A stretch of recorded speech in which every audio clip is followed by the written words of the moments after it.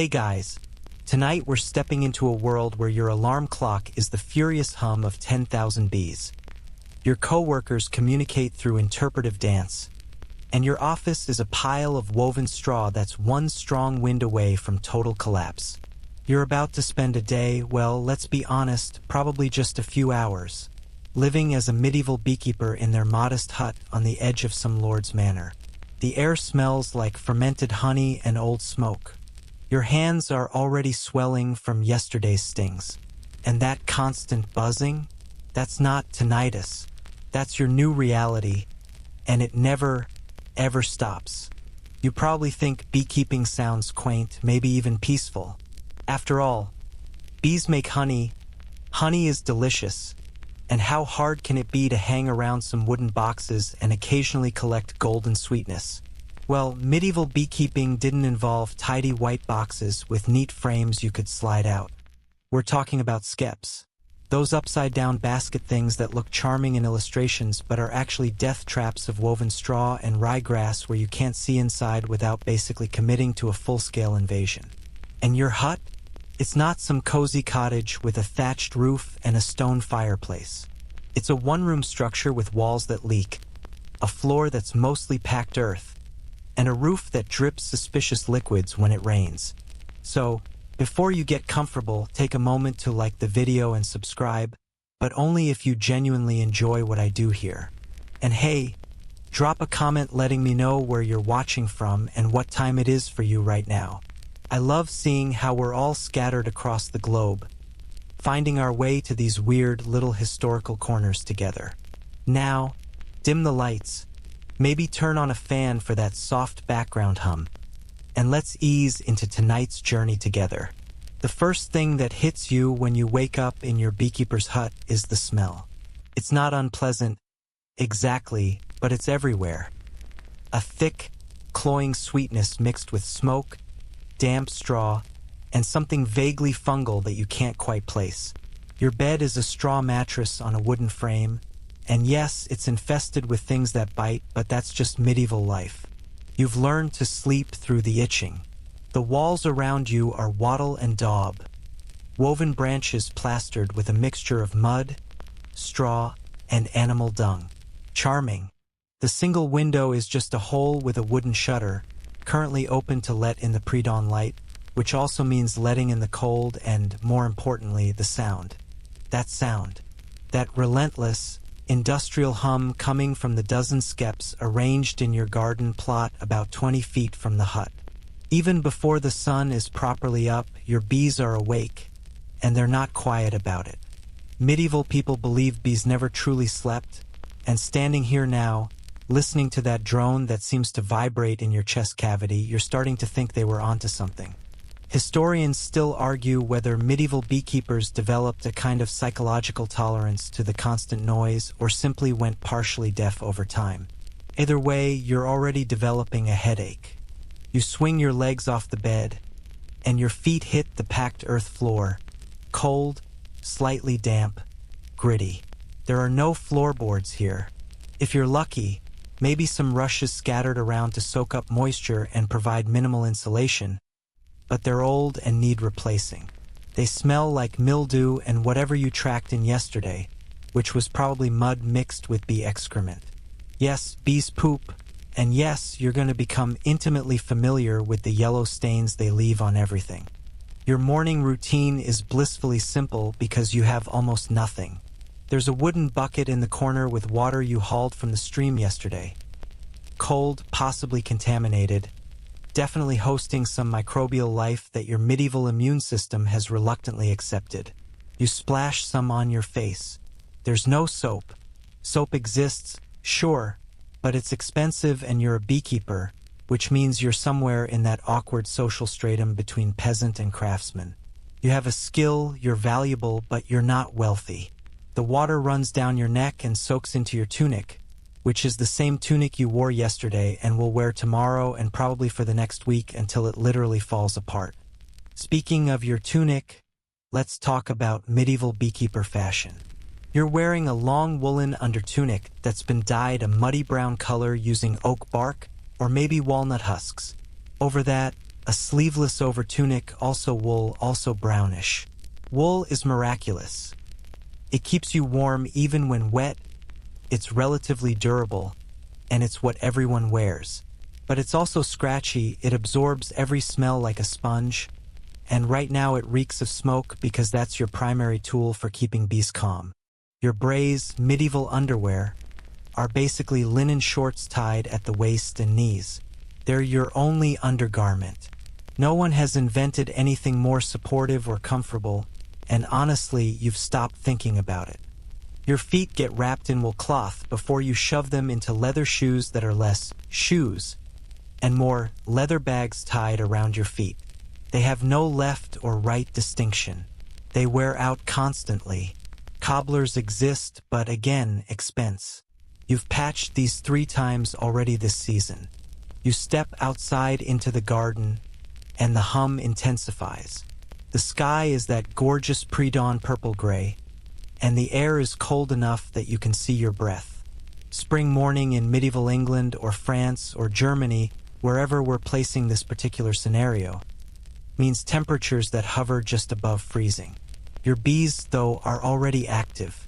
Honeybees can forage in temperatures as low as 50 degrees Fahrenheit, and the workers are already making their morning orientation flights, spiraling up from the hive entrances to memorize landmarks. Your garden is small, maybe 40 feet by 30, surrounded by a woven hazel fence that does almost nothing to keep out determined animals, but at least marks your territory. Inside this space, you have your skeps, 12 of them this year, which is a decent number. Each skep is an inverted basket woven from coiled straw or ryegrass, plastered on the inside with a mixture of cow dung and clay to make it waterproof. They're beautiful in their way, these golden domes sitting on wooden stools or flat stones to keep them off the damp ground. Each one houses anywhere from 10,000 to 60,000 bees depending on the season and the strength of the colony. The skeps sit in rows, and you've arranged them so their entrances face southeast to catch the morning sun. This isn't random. Medieval beekeepers understood that bees needed warmth and light to start their day. Between the skeps, you've planted herbs: thyme, lavender, borage, marjoram. These aren't just decorative. Bees love them, and having good forage close to the hives means stronger colonies, which means more honey, which means you eat this winter. You walk slowly between the rows, and bees zip past your head, some landing on your shoulders, your arms. You've learned not to swat. Swatting is how you get stung. Instead, you move like you're walking through water, slow and deliberate. The bees mostly ignore you at this hour. They're focused on getting to the flowers, the trees, the early spring blooms that are finally appearing after the brutal winter. But then you notice something wrong. One of the skeps, third from the left in the back row, has almost no activity. A healthy hive at this hour should have dozens of bees coming and going every minute. This one has maybe 3. Your stomach drops. This probably means the colony is dead or dying. Maybe the queen died over winter. Maybe they starved, ran out of the honey stores you left them, and couldn't wait for spring. Maybe they got some kind of disease. You won't know until you open it up, which you'll have to do later today, and which you're absolutely dreading. See, opening a skep isn't like modern beekeeping where you gently lift out frames and inspect them. A skep is a sealed unit.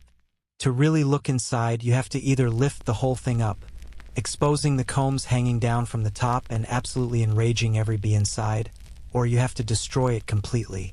Medieval beekeepers often killed their colonies at harvest time because it was easier than trying to extract honey while keeping the bees alive. But that dead hive represents a significant loss. Less honey, fewer colonies to split and sell, reduced pollination for the manor's orchards. You make a mental note and move on. The other hives look healthy. You can judge a lot by watching the entrance. Strong colonies have purposeful traffic. Bees leaving empty, returning heavy with pollen packed onto their back legs in bright yellow or orange clumps. You can see guard bees at each entrance, antennae waving, checking every returning forager to make sure it's from the right hive. Bees from other colonies, robber bees, will try to sneak in and steal honey, especially in early spring when food is scarce. If a hive is weak, robbers can overwhelm it in hours, killing the queen and hauling away every drop of honey. The sun is properly up now, and you need to check your supplies. Back in the hut, in one corner, you keep your beekeeping equipment, which is almost laughably minimal. There's a clay pot with smoldering punk wood, a type of rotted wood that burns slowly and produces thick, cool smoke. There's a leather bag with more punk wood, some dried mushrooms that also work for smoke, and a collection of rags. There's a knife for cutting comb, a ceramic bowl for collecting honey, and several coarse linen cloths for straining wax from honey. That's it. That's your entire toolkit for managing 12 colonies of highly defensive insects, each capable of killing you if they swarm at once. Medieval beekeepers didn't have protective suits, smokers with bellows, or hive tools. They had smoke, slow movements, and an intimate understanding of bee behavior that was part observation, part folklore, and part desperate improvisation. Your stomach growls, reminding you that you haven't eaten. Breakfast is simple. A heel of dark rye bread from 2 days ago, so hard you have to dip it in water to soften it enough to chew. There's no butter, no jam. You have honey, obviously, but you're hoarding that because it's your income. Every spoonful you eat is a spoonful you can't sell or trade. So you eat dry bread and drink cold water and tell yourself it's nutritious enough to keep you going. The bread tastes like someone mixed sawdust with disappointment and a hint of ergot fungus. Medieval rye was notorious for ergot contamination, which could cause hallucinations, gangrene, and death, but most people developed a tolerance to low levels.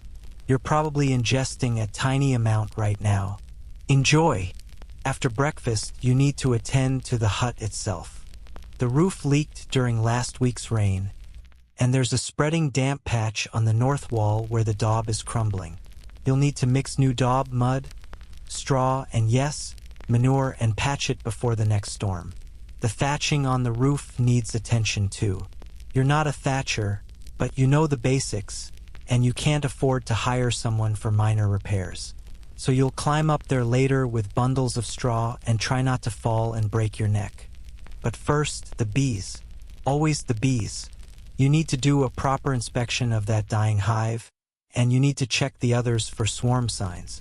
Spring is swarm season, when a strong colony gets so crowded that the old queen leaves with half the workers to find a new home. If you lose a swarm, that's lost income flying away into the forest. Medieval beekeepers developed elaborate methods for preventing and capturing swarms, involving loud noises, thrown water, and branches held high to give the swarm something to land on. You pick up your smoke pot and head back outside. The garden is fully bright now, buzzing with activity. Bees are everywhere, zipping between the hives and the flowering herbs, landing on your shoulders, crawling on your hands. One walks across your knuckles, her pollen baskets bulging with bright orange powder from the willow trees down by the stream. She's beautiful, really fuzzy and purposeful, completely indifferent to you. And then, because you're new at this and still nervous, you move too quickly, reaching for the smoke pot. A guard bee, sensing the sudden motion as a threat, releases her alarm pheromone. It smells like bananas, weirdly enough. That's what bee alarm pheromone smells like. Within seconds, a dozen more bees are in the air around you, agitated, buzzing louder. One lands on your neck. You freeze. You know what's coming. You've been stung before many times, but it never gets easier. The sting is a white-hot needle of pain that makes you gasp. Your hand instinctively goes to your neck, but you stop yourself just in time. Crushing the bee would release more alarm pheromone and make everything worse. Instead, you back away slowly, smoke pot forgotten, moving toward the fence. The bees follow for a few feet, then lose interest and return to their hives. Your neck throbs. You can already feel it swelling. Welcome to day 1 as a medieval beekeeper. You've been awake for maybe an hour, you've eaten terrible bread, and you've already been stung. The dead hive still needs investigating. The roof still needs patching. You have approximately 15 more hours of daylight to get through, and at least 3 more stings coming before sunset. But hey, at least the honey's good. You know, the honey you can't actually eat. You retreat to the hut to deal with your neck, which is now pulsing with a heat that seems to spread down into your shoulder. The sting site is already swelling into a hard lump about the size of a walnut, and you know from experience it'll itch like fury by tonight. Medieval medicine has opinions about bee stings, lots of opinions actually, and almost none of them are helpful. The predominant theory is that venom is hot and choleric in nature, so you need to apply something cooling and moist to balance the humors. In practice, this means you're about to smear cow dung on your neck. Yes, really. Cow dung mixed with vinegar or wine is one of the most common remedies recommended in medieval manuscripts for stings, bites, and general skin afflictions. You don't have wine, again, you're a beekeeper, not a merchant, but you do have some sour ale that's gone off, which is close enough. There's a leather pouch hanging from a nail on the wall that contains dry dung you collected last month specifically for this purpose. You crumble some into a wooden bowl, add a splash of the terrible ale, and mix it into a paste with your finger. The smell is exactly what you'd expect. You apply it to your neck, grimacing, and immediately the cold paste does provide some minor relief, probably just from the cooling effect rather than any medicinal property. But here's the thing. This is actually one of the less dangerous medieval remedies. At least cow dung is organic matter that will eventually wash off.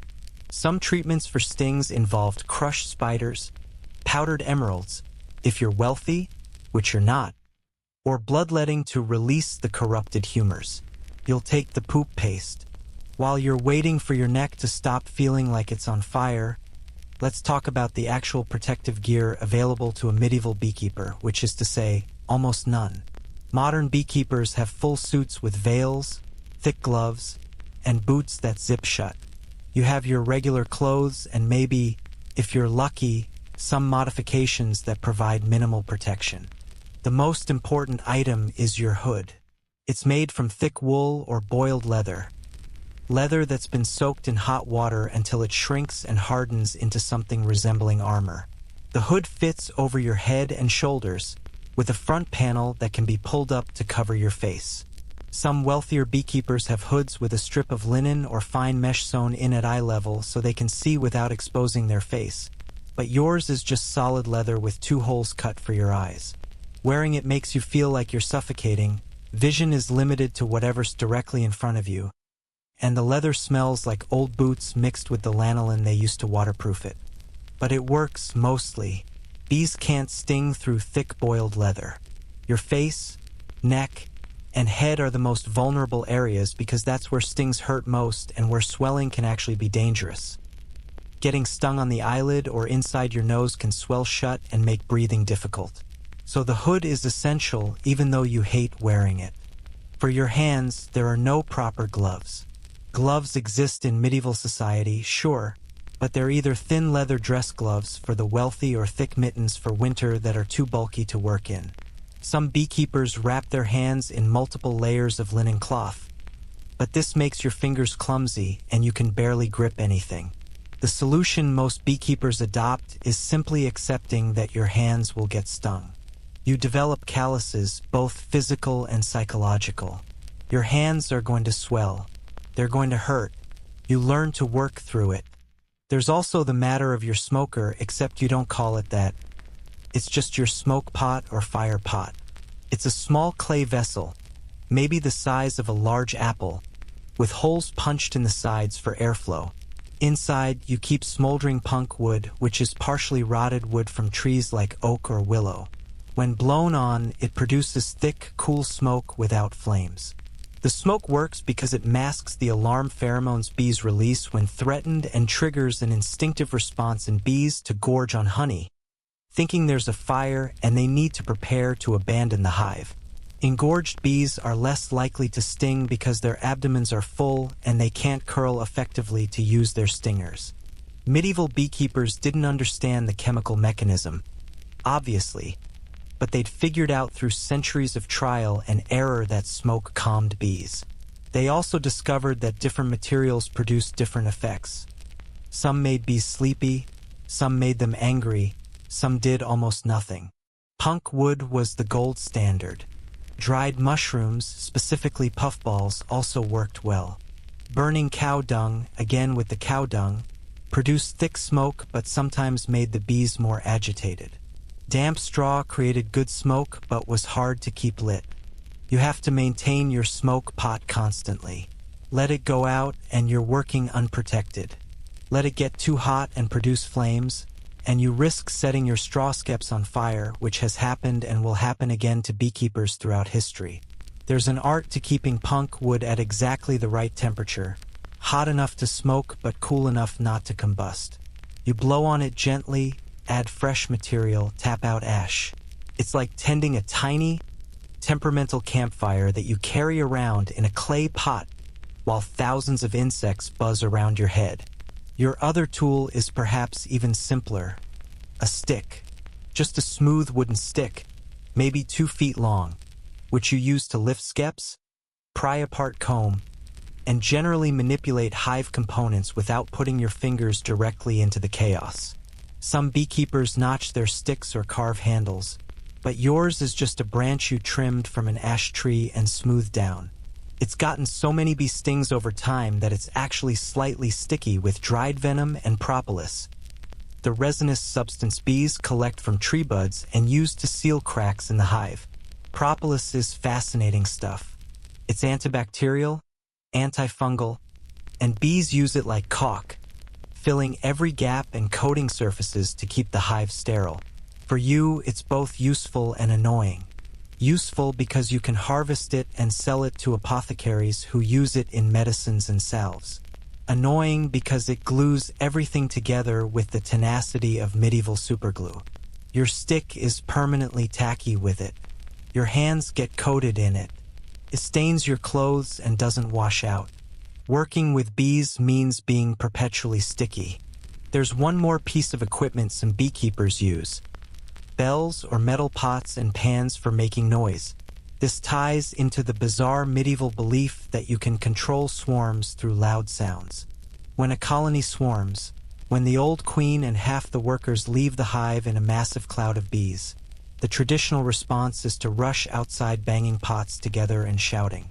Some say this makes the swarm land nearby. Others say it's just to alert neighbors that a swarm is happening, so they know it's yours if it lands on their property. Historians still argue whether the noise actually affects bee behavior or if it's purely a social custom that evolved around property rights for swarms.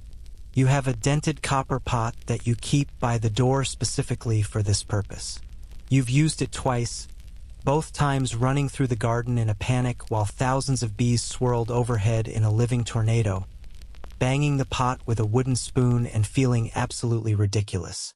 Both times the swarm landed in a nearby tree and you had to climb up with a basket to collect it, getting stung approximately 40 times in the process. Good times. Now, with your neck slowly returning to normal size under its coating of dung paste, you need to actually do some beekeeping. The sun is higher now, maybe mid-morning, and it's warming up, probably close to 60 degrees, which means the bees are in full foraging mode. This is actually a good time to inspect hives because so many workers are out in the field that the population inside is reduced, meaning fewer bees to get angry at you. You pull on your leather hood, adjusting it so the eye holes line up properly. Immediately your world shrinks to 2 small circles of vision and your breathing sounds loud and muffled. You pick up your smoke pot, blow on it until smoke pours from the holes, and grab your stick. You look, if we're being honest, like a medieval executioner about to do something deeply unpleasant. Which, in a way, you are. The dead hive is your first priority. You approach slowly, stick in one hand, smoke pot in the other, and send a few puffs of smoke toward the entrance. No response. Healthy bees would be boiling out to investigate by now. You gently tip the skep with your stick, lifting one edge off its stand. It's lighter than it should be, honey has weight, and a full hive in spring should be heavy. This one is barely heavier than the straw itself. You lift it completely off the stand and tilt it to look up into the dome. The sight is grim. The comb is mostly empty, just a few remaining cells with crystallized honey that the bees couldn't reach in the cold. And there, clustered in the center of the remaining comb, is a ball of dead bees about the size of your fist. Maybe 1,000 workers who huddled together for warmth and slowly starved, unable to move in the winter cold to reach the honey that was just inches away on the outer combs. You've seen this before, and it never stops being sad. These bees survived the summer, built comb, raised brood, stored food, did everything right, and still died because medieval beekeeping is a brutal gamble against winter. You probably didn't leave them enough honey when you harvested last fall. Or maybe the winter was just too long and cold. Either way, this colony is gone. You tip the skep completely upside down and shake it. Dead bees shower onto the ground, a carpet of tiny corpses with their legs curled up and their wings folded. You'll have to clean out this skep completely, scrape out the old comb, and hope to catch a swarm later this spring to establish a new colony.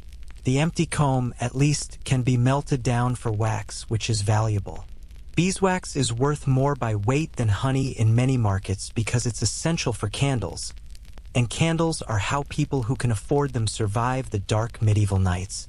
Speaking of which, let's pause here for a moment to appreciate just how valuable you are as a beekeeper, despite your humble living conditions. In medieval society, you occupy a strange niche. You're not a farmer, you don't work in the Lord's fields or owe labor service for your land. You're a specialist, providing a product that can't easily be produced in large quantities through simple agriculture. Honey is the only sweetener available besides fruit, and it's prized for cooking, preserving food, and making mead. Wax is essential for church candles, sealing documents, and providing light to anyone wealthy enough to afford it. This makes you valuable enough to have some independence, but not valuable enough to be wealthy or secure. You probably rent your land from the local lord or monastery, paying in honey and wax rather than labor. A typical arrangement might be 10 pounds of honey and 5 pounds of wax per year, which sounds reasonable until you realize that's roughly the entire production of 2 or 3 hives, and you've just lost one. You're going to have to work the remaining 11 hives harder, which means more risk, more stings, and more stress on the colonies. You set the empty skep aside and move to inspect the living hives. This is where things get really interesting because you're about to stick your face into the business end of several thousand territorial insects. You choose a hive that looks strong. Lots of traffic, bees returning heavy with pollen. You smoke the entrance thoroughly, waiting for the smoke to penetrate inside and do its work. Then you grasp the skep with both hands and lift it straight up off its stand. The bottom is open, and you're now looking up into the cathedral of comb that hangs from the inside of the dome.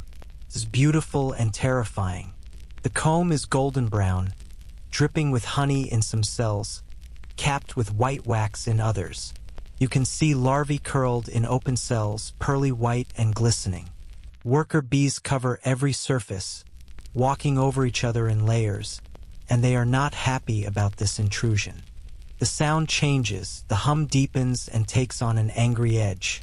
Dozens of bees drop from the comb and fly at your face, bouncing off the leather hood.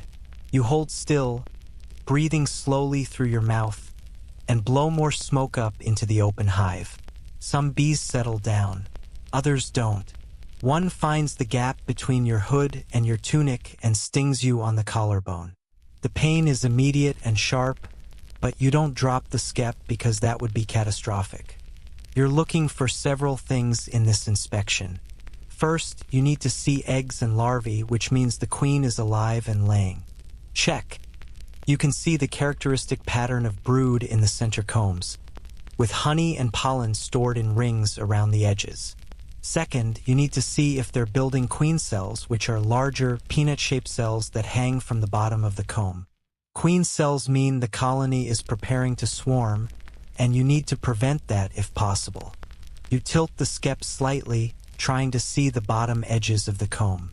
There are 3 queen cells already capped, which means they're about ready to emerge. This hive is going to swarm probably within the next few days. You have to make a decision right now. Let them swarm and try to catch it, or cut out the queen cells and hope that prevents the swarm impulse. Both options have risks. If you let them swarm, you might lose half the colony into the woods where you can't retrieve them. If you cut the queen cells, you might not find all of them, and the colony might swarm anyway. Or worse, they might become aggressive and defensive because you've destroyed their succession plan. Medieval beekeepers had different philosophies about this. Some said let nature take its course and focus on catching swarms. Others were aggressive about destroying queen cells and keeping colonies large for maximum honey production. You decide to cut them out. Using your stick, you carefully scrape the 3 queen cells off the comb. They fall to the ground and you crush them under your shoe. Inside each one was a developing queen just days from emerging. You've just killed 3 potential futures for this colony. The bees around you seem to sense this, and the angry hum intensifies. More stings land on your arms through your tunic. The stingers can penetrate wool if the bee is determined enough. You lower the skep back onto its stand as quickly as you dare without crushing any bees and back away. Your arms are on fire with stings. You count quickly, 5 new stings plus the one on your neck from earlier plus the collarbone. 7 before noon. You're on track for a typical day. The rest of the morning passes in similar fashion. You inspect 6 more hives, finding 2 more with queen cells that you destroy. 1 hive seems weak. Fewer bees than it should have, less brood. You can't fix weak hives, really. You can combine a weak hive with a strong one using a technique that involves crushing them together and hoping the 2 queens fight it out with one surviving. But that's risky and you hate doing it. So you just note which hive is weak and hope it recovers as spring progresses. By the time you're done with inspections, you've been stung 14 times, your smoke pot has gone out twice, and you desperately need to pee, which you've been holding because taking off the leather hood and getting your clothing arranged while covered in angry bees seemed like a bad idea. You finally stumble away from the hives, rip off the hood, and gasp in the cool air. Your face is drenched in sweat. Your hands are swollen and stiff, and you're only halfway through the day. You slump against the wall of your hut, peeling off the leather hood and letting the spring air cool your sweat-soaked hair. Your hands are throbbing, and when you hold them up to examine them, they look like someone inflated rubber gloves. Swollen, red, fingers so puffy you can barely bend them. 14 stings before midday is actually not terrible by medieval beekeeper standards, but that doesn't make them hurt any less. Each sting site pulses with its own individual heartbeat of pain, and you know from experience that the itching phase starts in about 4 hours and lasts for 2 days. But here's what's interesting. You're already learning to read the bees.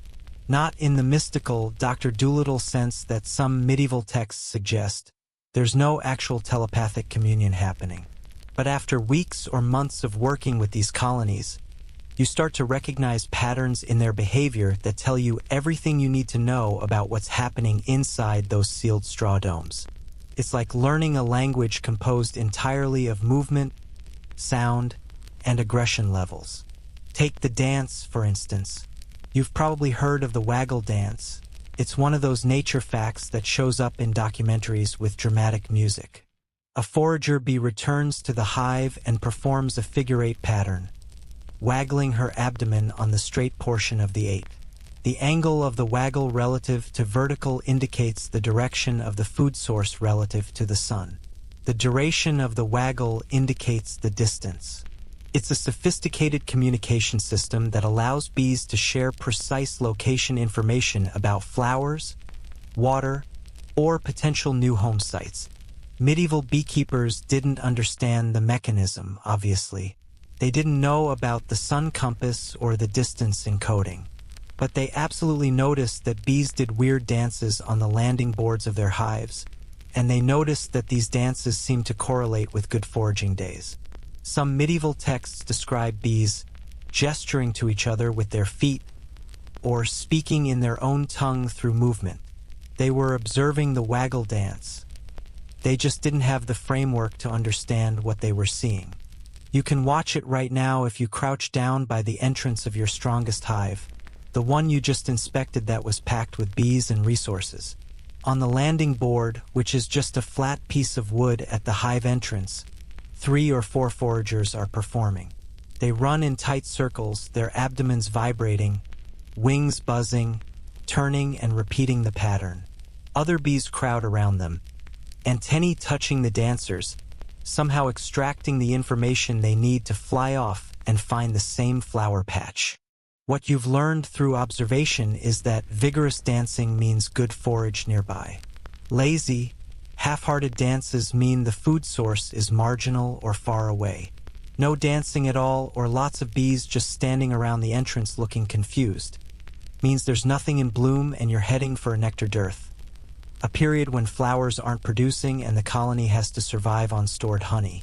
This is dangerous because hungry bees are aggressive bees, and hungry colonies become robbers, attacking weaker hives to steal their resources. There's also the matter of bee moods, which sounds ridiculous but is absolutely real.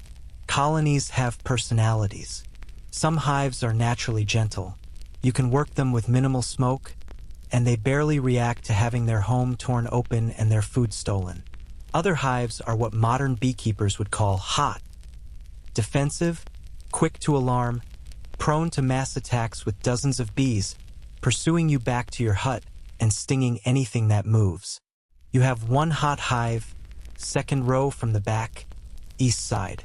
You've learned to save it for last during inspections because once you open that particular skep, you're going to be covered in angry bees for the next hour. You're not entirely sure why this colony is so defensive. Maybe their queen has genetics that favor aggression. Maybe they were robbed earlier in the season and are now hypervigilant. Maybe they're just having a collective bad millennium. But opening that hive requires full armor, maximum smoke, and accepting that you're getting stung at least 10 times no matter how careful you are. Medieval beekeepers had theories about hive temperament that mixed observation with complete nonsense. Some believed that bees reflected the moral character of their keeper. Virtuous beekeepers had gentle bees, while sinful keepers had angry swarms. Others thought hive mood was affected by the phases of the moon, the direction of the wind, or whether the keeper had recently eaten garlic. Historians still argue whether these beliefs had any basis in reality or were just early attempts to find patterns in complex systems. There's probably some truth to a few of them, actually. Bees are more defensive before storms when atmospheric pressure drops. They're calmer in the early morning and late evening when temperatures are cooler. They become more aggressive during nectar dearths when resources are scarce. So a medieval beekeeper who noticed that bees were crankier on humid, thunderstorm-threatening afternoons wasn't entirely wrong. They just attributed it to bad air or corrupted humors rather than barometric pressure. You've also learned to read the sound. Each hive has its own acoustic signature, a frequency and volume of hum that tells you about the colony's state. A healthy, content hive sounds like a distant motorway, a low, steady drone. A queenless hive sounds higher-pitched and more agitated. There's a distressed quality to the buzz, like the entire colony knows something is wrong but can't articulate it. A hive that's about to swarm has a roaring quality, almost like standing next to a small engine. Right now, standing in your garden at midday, you can close your eyes and identify which hive is which just by listening. The strong colony near the front sounds powerful and confident. The weak one has a thin, reedy hum. And that hot hive you're dreading? It sounds like barely contained violence, a thrumming that seems to vibrate the air itself. There's one more aspect of bee communication you're learning to read: the smell. Bees communicate extensively through pheromones, chemical signals that trigger specific behaviors. You've already encountered alarm pheromone, which smells like bananas and signals, attack this thing immediately. But there are others. Queen pheromone, which keeps the colony cohesive and prevents workers from raising new queens, has a complex smell that's part citrus, part floral, part something completely unique. A strong queen produces strong pheromone, and you can actually smell it when you open a healthy hive. A rich, complex scent that tells you everything is working correctly. Nasonov pheromone, which workers release from a gland on their abdomen to mark locations or signal this is home, smells lemony and sweet. You notice it most when you're hiving a swarm, capturing a swarm and putting it into a new skep, because the workers cluster at the entrance and fan their wings while exposing their Nasonov glands, creating a beacon for any lost bees to find their way home. Then there are the bad smells. A diseased hive smells rotten, like meat gone off or fish left in the sun. American foul brood, a bacterial infection that liquefies larvae, creates a stench that's unmistakable once you've encountered it. You haven't yet, thank God, because foul brood is a death sentence for a colony and can spread to your other hives. Medieval beekeepers called it foul brood for obvious reasons, and the only treatment was burning the entire hive. Skep, bees, comb, everything, to prevent contamination. Wax moth infestation has its own smell, musty and unpleasant, like old wool stored in a damp closet. The moths lay eggs in the comb, and their larvae tunnel through the wax, eating pollen and bee cocoons and leaving behind silk webbing that destroys the comb structure. A severely infested hive looks like someone filled it with spider webs and smells like decay. You're learning these scents the way a wine expert learns terroir, through repeated exposure and occasionally catastrophic mistakes. Last month you caught a whiff of something off from the hive in the back corner, ignored it because you were tired and it was raining, and 2 days later opened it to find wax moth larvae everywhere. You had to remove all the affected comb, killing hundreds of moths in the process, and the colony barely survived. The sun is directly overhead now, and you're hungry. Lunch is more of that terrible rye bread, a chunk of hard cheese that's mostly salt and barely cheese, and, because you're feeling indulgent, a small spoonful of honey. You tell yourself it's for energy. Really, it's because you've been stung 14 times and you deserve something sweet. The honey is incredible, obviously. This is last fall's harvest, fully ripened and crystallized to a thick, spreadable consistency. It tastes like concentrated flowers, thyme and clover mostly, with undertones of blackberry from the brambles by the stream. There's a faint smokiness from the harvesting process, where you had to use excessive amounts of smoke to calm the bees while robbing them. Each spoonful represents hours of bee labor, roughly 12 bees flying roughly 55,000 miles collectively to produce a single pound of honey. The spoonful you just ate represents maybe 50 miles of bee flight, and you're eating your profit. This is the constant tension of being a medieval beekeeper.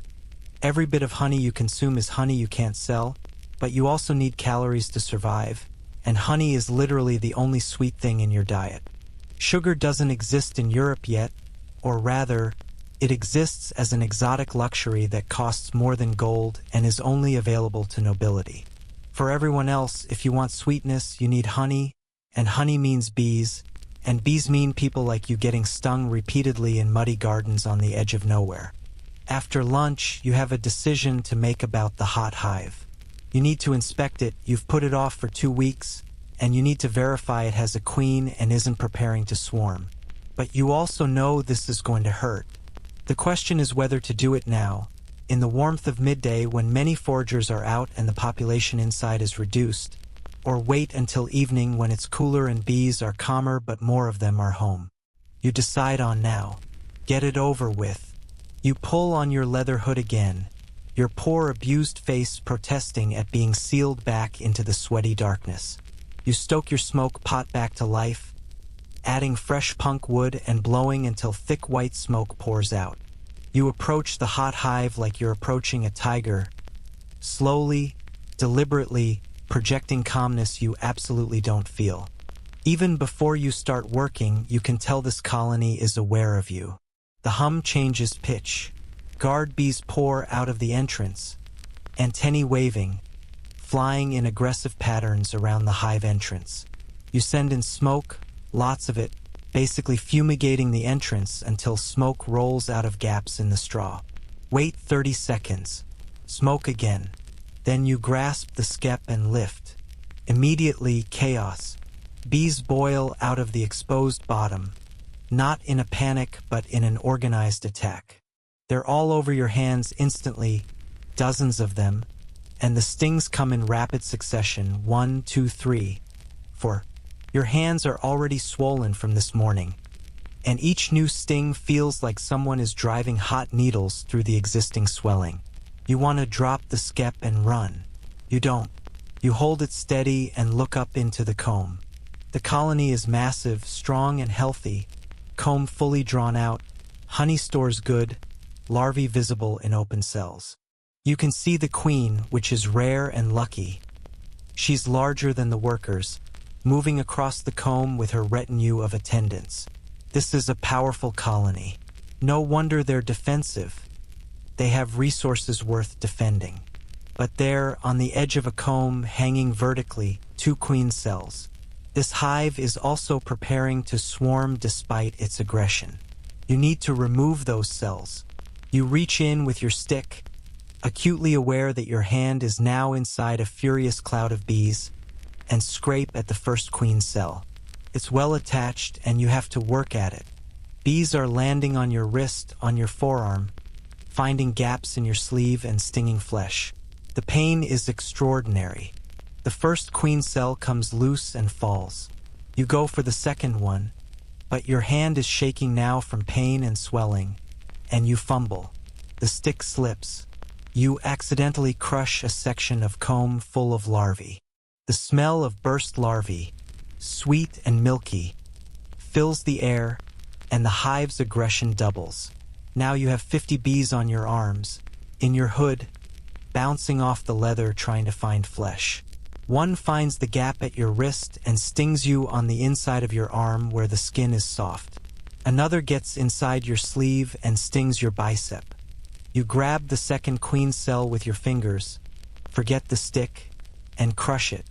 Then you lower the skep as fast as you can without crushing bees and back away. You don't walk, you run. Bees chase you, a cloud of them, stinging your back through your tunic as you sprint for the hut.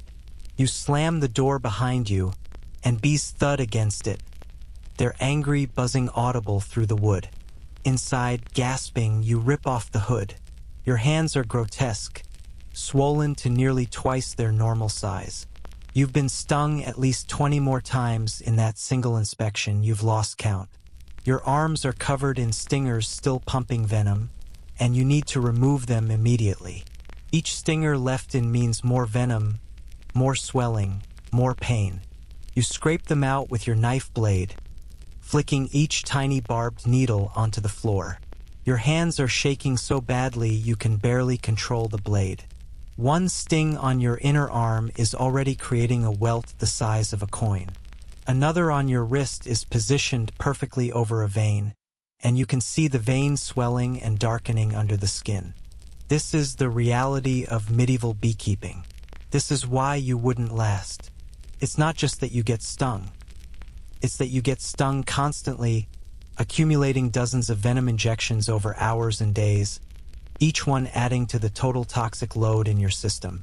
Modern beekeepers develop some immunity over time, and medieval ones probably did too, but that immunity comes from being stung hundreds or thousands of times.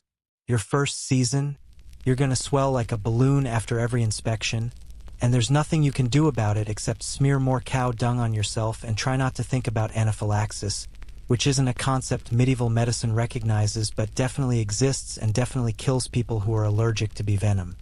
You sit on your straw bed, cradling your ruined hands, and listen to the angry bees gradually disperse from outside your door. The hot hive got its revenge. You got your inspection done and removed the queen cells. Whether that prevents a swarm or just delays it, you won't know for another week. And you still have 6 more hours of daylight to survive.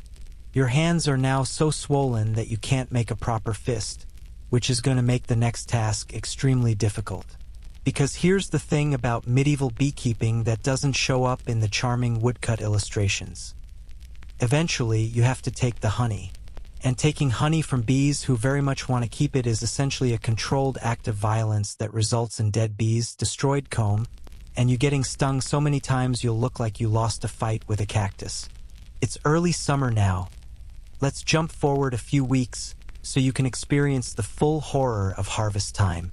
Your garden is in full bloom with the herbs you planted, plus the wildflowers that have volunteered themselves into every available space. The weather is warm, genuinely warm for the first time since last autumn, and the bees are bringing in nectar like it's going out of style. You can stand in the garden and actually hear the sound of thousands of bees working the flowers. A collective hum that sounds like the earth itself is vibrating. The skeps are heavy now. You know this because twice a week you've been carefully tilting each one to gauge its weight. A full skep in summer can weigh 40 or 50 pounds. The straw and wax weigh maybe 5 pounds, which means the rest is honey, bees, and brood. Medieval beekeepers had to develop an almost supernatural sense of hive weight because you can't see inside to know when to harvest. Harvest too early, and you're taking honey the bees still need. Harvest too late, and the bees might swarm or stop making surplus altogether. The traditional harvest time is late summer, around the feast of St. Bartholomew in late August, but some beekeepers take an early harvest in June or July if the spring flow was strong. You're planning to harvest 3 of your 11 working hives today, the 3 strongest colonies that you're confident have enough stores to survive even after you rob them.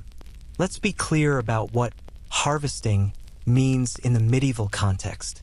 You're not pulling out neat frames of capped honey, spinning them in an extractor, and sliding the empty comb back into the hive like modern beekeepers do. Medieval honey harvesting is apocalyptic. You have 3 options, all of them terrible. Option 1, kill the entire colony. Light a sulfur candle inside the skep at dusk when all the bees are home, suffocating them with the fumes. Once they're dead, you can break apart the comb at your leisure, crush it to extract honey, and melt down the wax. This gives you maximum honey and wax, but it means you have to rebuild your colony numbers next spring by catching swarms or buying new bees. Option 2, drive the bees out. Turn the skep upside down, put an empty skep on top, and drum on the sides while smoking heavily from below. The bees, confused and irritated, will slowly march upward into the empty skep, hopefully taking their queen with them. Once most bees have moved, you can harvest the comb from the original skep. This method saves the colony but is time-consuming, doesn't always work, and still results in crushed bees and destroyed comb. Option 3, cut out just the top combs. Tilt the skep, reach in with a knife, and cut away the outermost honeycombs while leaving the brood nest intact. This is the least destructive method, but also the most dangerous because you're essentially performing surgery on an active hive full of angry bees while they actively defend their resources. You're going to use option 2, driving the bees. It's mid-afternoon now, still warm, which means many foragers are out and the population inside is manageable. You've prepared 3 empty skeps, cleaned and ready. You've stoked your smoke pot to maximum production. You've wrapped your hands in extra layers of linen cloth because your swollen, sting-covered hands from that hot hive inspection weeks ago have barely healed. You choose the calmest colony first, no sense starting with a disaster. This is a hive that's always been gentle, and you're hoping that temperament holds even during the robbery you're about to commit. You smoke the entrance thoroughly, then carefully tip the full skep upside down on the ground. The bees inside roar with confusion and anger, the sound changing from their normal hum to something deeper and more ominous. Working quickly, you place the empty skep on top of the inverted full one, lining up the edges so there's no gap for bees to escape sideways. Now you have a tower. Empty skep on top, full skep upside down on bottom, and somewhere between 20 and 50,000 very upset bees sandwiched in the middle. You begin drumming. Using your palms, you beat a steady rhythm on the sides of the lower skep. Boom, boom, boom. The sound reverberates through the straw, and you can feel the vibration in your hands. Medieval texts describe this process using terms like tanging or driving, and they all emphasize the rhythm is important. Too fast and the bees panic. Too slow and they don't move. You need a steady, insistent pattern that somehow communicates, this home is no longer safe. Move upward, move upward. While you drum, you periodically blow smoke into the bottom entrance of the inverted skep.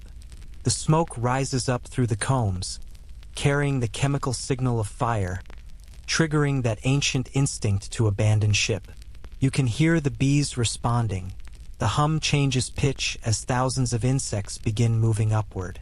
This process takes forever. You've been drumming for 10 minutes, and your arms are getting tired. Your hands hurt. Smoke is getting in your eyes despite the leather hood. Bees are finding every gap in your clothing and stinging. Your ankles, your back, the sensitive spot behind your ear where the hood doesn't quite seal. After 20 minutes of drumming, you carefully lift the top skep to peek at the bottom one. Success. Most of the comb is now exposed, with only a few hundred bees still clinging to it. More importantly, you can see the queen in the top skep, surrounded by her retinue of workers. The colony has moved. You quickly replace the top skep on its original stand, giving the bees their new home, and turn your attention to the prize. Several pounds of honey-laden comb hanging in the now-abandoned bottom skep.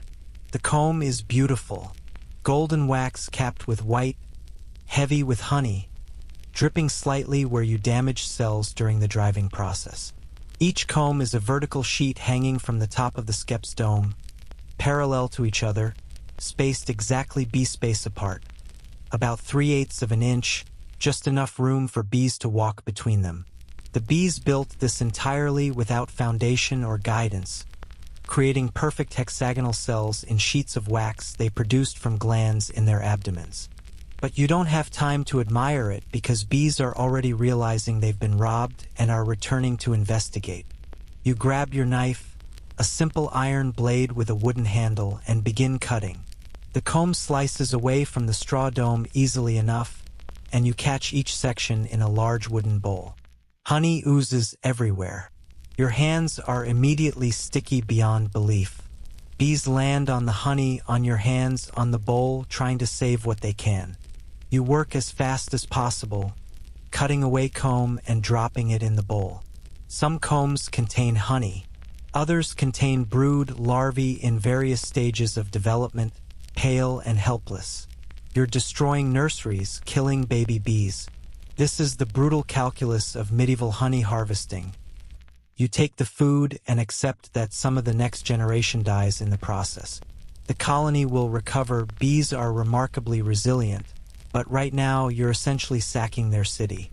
Within 5 minutes, you've harvested maybe 6 pounds of comb, about half honey and half brood and pollen.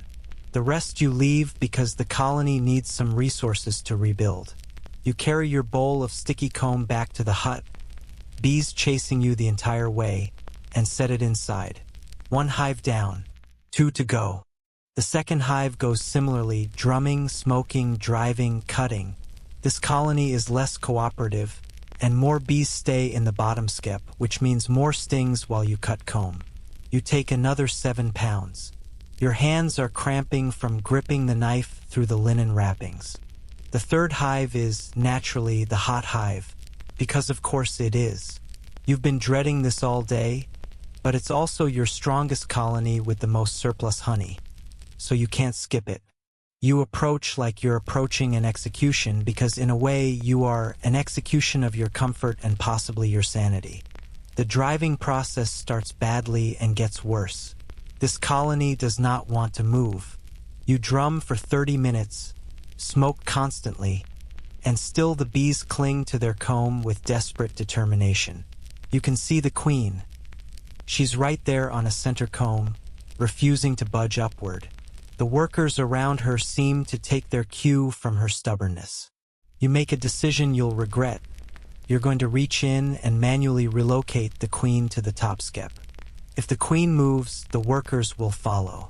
This requires removing your hood to see properly, reaching into the gap between skeps, finding the queen among thousands of identical-looking workers, catching her gently enough not to harm her but firmly enough to control her, and moving her upward. You remove the hood. Immediately, your face is exposed and bees investigate, landing on your cheeks, your forehead, your lips. You blow gently to discourage them and peer into the gap between skeps. There's the queen, marked by her longer abdomen and different gait. You reach in slowly, hand wrapped in linen, and attempt to catch her. She runs. Of course she runs. Queens are surprisingly fast when threatened. She scrambles across the comb, workers parting for her, and you follow with your clumsy cloth-wrapped hand. You corner her against the edge of the comb. You reach and grab her. You've got the queen in your wrapped hand, pinched gently between thumb and finger through the cloth. You lift her upward toward the top skep, and as you do, alarm pheromone explodes through the hive. Every bee in both skeps simultaneously recognizes that their queen is in danger, and they react accordingly. You've never been stung so many times so quickly. Your face takes 5 stings in about 3 seconds. Forehead, cheek, nose, upper lip, chin. Your neck gets 3 more. Your unprotected ears take 1 each. The pain is so overwhelming your vision actually whites out for a moment. But you hold on to the queen and thrust your hand into the top skep, depositing her inside before stumbling backward. Your face is on fire. Your upper lip is already swelling so fast you can feel it growing. 1 sting on your eyelid means that eye is swelling shut. You can feel the lid puffing up, skin tightening. You jam the leather hood back on, but the damage is done. You look like someone inflated half your face with a bicycle pump. But the colony is moving now. With their queen in the upper skep, workers pour upward to attend her. Within minutes, the lower skep is largely empty, and you can harvest the comb despite barely being able to see out of your 1 working eye. You cut savagely, caring less about precision than speed, and fill your bowl with maybe 10 pounds of comb, your biggest harvest of the day. You carry it back to the hut, slam the door, and collapse. Your face throbs with each heartbeat.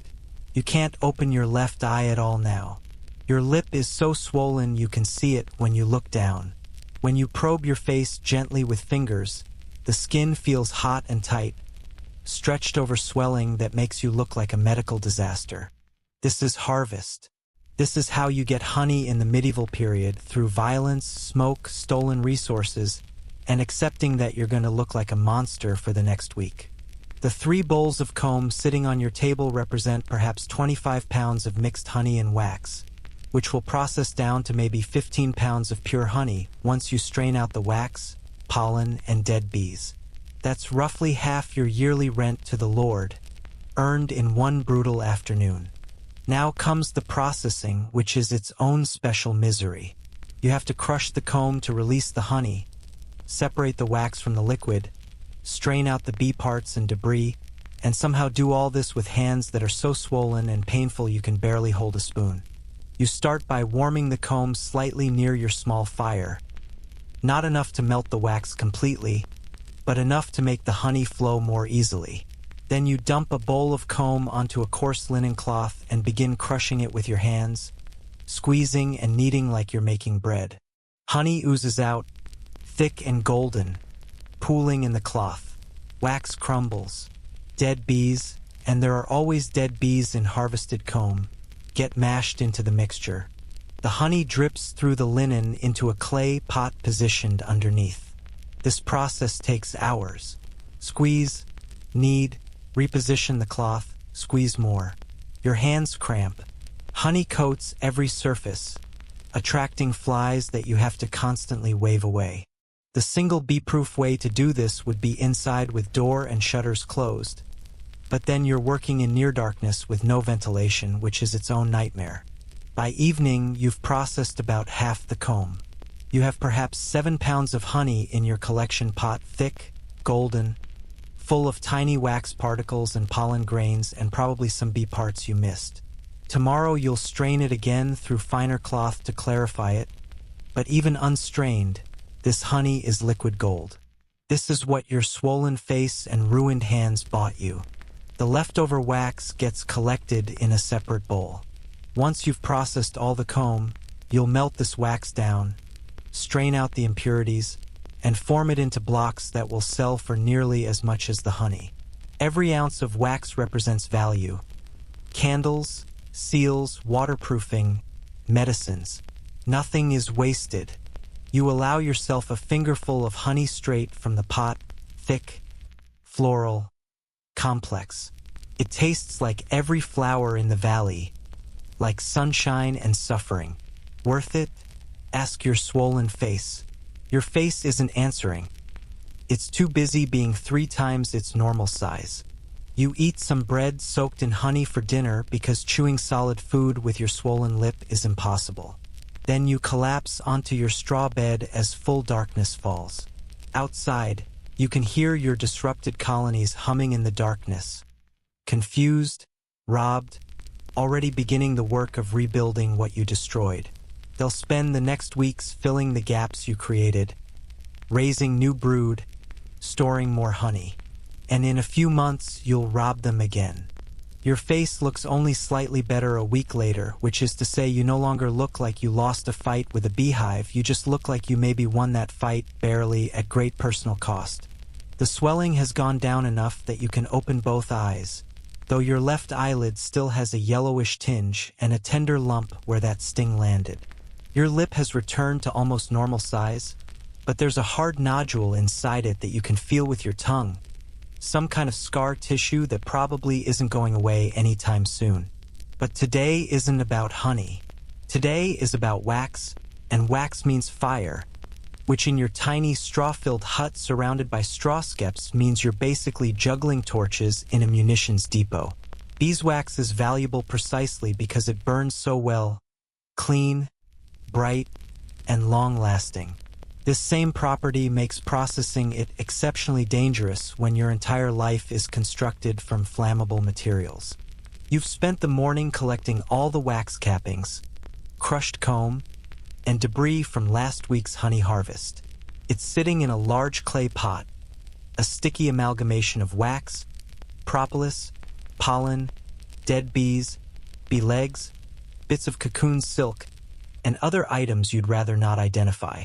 The mass has a complex smell, sweet from honey residue, resinous from propolis, and slightly rancid from the organic material breaking down. This all needs to be melted, strained, and purified into clean wax blocks that you can sell or trade. The safest place to do this is outside, away from the hut and the hives. You've built a small fire pit about 30 feet from your door using stones salvaged from a collapsed wall somewhere in the manor's property. The fire is burning steadily. Oak wood that you've been drying specifically for this purpose, because you need consistent heat, not the smoking, sputtering mess that green wood produces. You hang a larger clay pot from an iron tripod over the fire. This pot is dedicated exclusively to wax processing and is permanently stained yellow-brown from years of use. Possibly not by you, since you inherited most of your equipment from the previous beekeeper, who either died, quit, or ascended to some higher plane of existence where bees don't sting you. You're not sure which. Into the pot goes the crushed wax mass, and you add water, a good amount, maybe 2 parts water to 1 part waxy mess. This seems counterintuitive, but it's essential. The water keeps the temperature below the wax's flash point and helps separate impurities. As the mixture heats, the wax melts and floats on top of the water while the heavier debris sinks or remains suspended in the water layer. You stir occasionally with a long wooden stick, watching the transformation. The solid mass gradually liquefies, and the pot's contents separate into distinct layers. A golden layer of melted wax on top, murky water in the middle, and a sediment of dead bees and cocoon debris at the bottom. The smell intensifies. Hot wax has an almost honey-like sweetness, but the heating organic material in the water produces a less pleasant aroma, like someone's cooking a very old, very dead thing. This is the part where medieval beekeeping manuals get poetic and utterly useless. They'll tell you to heat the mixture until the wax runs clear as morning dew, or when the vapors smell sweet to the nose. They don't tell you that if you heat it too much, the wax can ignite, sending flames 3 feet high and potentially setting your entire operation, and you on fire. They also don't mention that the steam rising from the pot is hot enough to scald skin, or that if you lean over to check the progress, that steam will condense on your face and drip burning wax water down your cheeks. You learned both these lessons the hard way, naturally. The small shiny scar on your forearm is from a wax splatter incident last autumn. The missing patch of hair on one side of your head is from when you leaned too close to the pot and the steam rising up essentially steamed your scalp while simultaneously dripping hot wax into your hair, creating a situation where you had to choose between keeping your hair and keeping your scalp skin. You chose skin, obviously, and cut away the wax-matted hair with your knife. It's grown back mostly, but there's still a thin spot. After about an hour of heating and stirring, the wax layer looks properly melted and relatively clean. Now comes the dangerous part, pouring. You need to decant the liquid wax off the top of the water without mixing in the water or the bottom sediment. This requires lifting a heavy pot of boiling liquid using cloth wraps because there's no handle. Handles are for fancy cooking vessels, not wax processing equipment. You wrap your hands in multiple layers of linen, grip the pot's rim, and lift it from the fire. It weighs maybe 20 pounds, all of it sloshing liquid that wants to spill. Your swollen, sting-damaged hands are not happy about this. Neither is your back. You carefully tilt the pot over a wooden frame lined with fine linen cloth, positioned over another collection vessel. The golden wax pours out, flowing like thick honey. It soaks into the linen, melts through, and drips into the vessel below. The cloth catches the remaining impurities. More dead bees. How are there always more dead bees? Chunks of pollen, crystallized honey, and mysterious brown bits. As the wax cools on the cloth, it solidifies into a layer that you'll later peel off and remelt for further purification. Historians still argue whether medieval beekeepers did multiple melt and strain cycles or just accepted lower quality wax with more impurities. The answer probably varies by beekeeper and intended use. Wax for candles needs to be purer than wax for waterproofing leather. Church candles, the most valuable market, need to be especially clean because impurities cause smoking and uneven burning, and no priest wants his altar candles sputtering and dripping during Mass. You're going for fairly high quality because you're hoping to sell at least some of this to the monastery 5 miles away. Monastery candles command premium prices, and the monks are picky. They'll hold your wax up to the light, checking for clarity. They'll smell it, ensuring it has the right honeyflower scent without the burned or rancid notes that indicate overheating or old wax. They'll break off a corner and examine the texture, looking for the fine grain that indicates proper processing. So you do a second melt. The semi-refined wax from the first straining goes back into a clean pot with fresh water, gets heated again, and strained again through even finer cloth. This cycle removes the smaller impurities and gives you that clear, golden color that buyers want. Each melting also slightly changes the wax's properties. Overheated wax becomes brittle and loses some of its pleasant scent. Underheated wax retains too many impurities and burns poorly.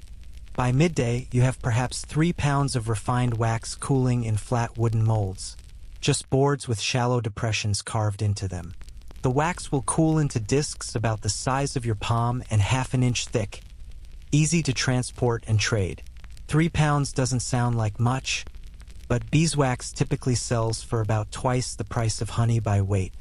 Those 3 pounds might be worth 6 pounds of honey, or roughly 20 loaves of bread, or a week's wages for a laborer. Of course, you had to harvest and process maybe 6 or 7 pounds of raw waxy comb to get 3 pounds of refined wax, which means lots of loss to impurities and processing waste. And that 6 or 7 pounds of comb came from months of bee labor, building comb from wax they produced in their own bodies by consuming honey, roughly 8 pounds of honey consumed to produce 1 pound of wax. The economic chain is brutal. Bees eat 8 pounds of honey to make 1 pound of wax, which you harvest and process down to half a pound of sellable refined wax, which you trade for resources to survive so you can keep bees who make more honey so they can make more wax. While the wax cools, you turn your attention to the other major wax-based product: candles. You could sell raw wax blocks and let someone else make candles, but candles themselves command even higher prices, so if you have the skill, and you've been learning, you can increase your profit. Medieval candle making is deceptively simple in concept and maddeningly difficult in execution. The basic method is dipping. You have a wick, usually twisted linen or cotton if you can get it. You dip it in melted wax, let it cool, dip again, let it cool. Repeat 50 or 60 times until you've built up a candle of the desired thickness. The reality involves maintaining melted wax at exactly the right temperature. Too hot and it just slides off the wick without building up layers. Too cool and it solidifies too quickly, creating lumps and uneven surfaces. You need a tall, narrow vessel for dipping so you can submerge the entire length of the candle at once. You need patience because each dip takes seconds, but the cooling between dips takes minutes, and you're making this process stretch across hours. You've set up your dipping station using a clay vessel that's basically a tall cylinder, filled with melted wax kept warm over a small fire. Your wicks are hanging from a wooden rod position so you can dip multiple candles simultaneously. 6 wicks spaced along the rod, each one just a bare wick at the moment. Dip. The wicks go into the melted wax and come out coated in a thin layer. Walk away and wait 2 minutes for them to cool and solidify. Dip again. Wait. Dip. Wait. This is possibly the most boring task in medieval beekeeping, which is saying something given that you also spend hours watching hive entrances and crushing honeycomb.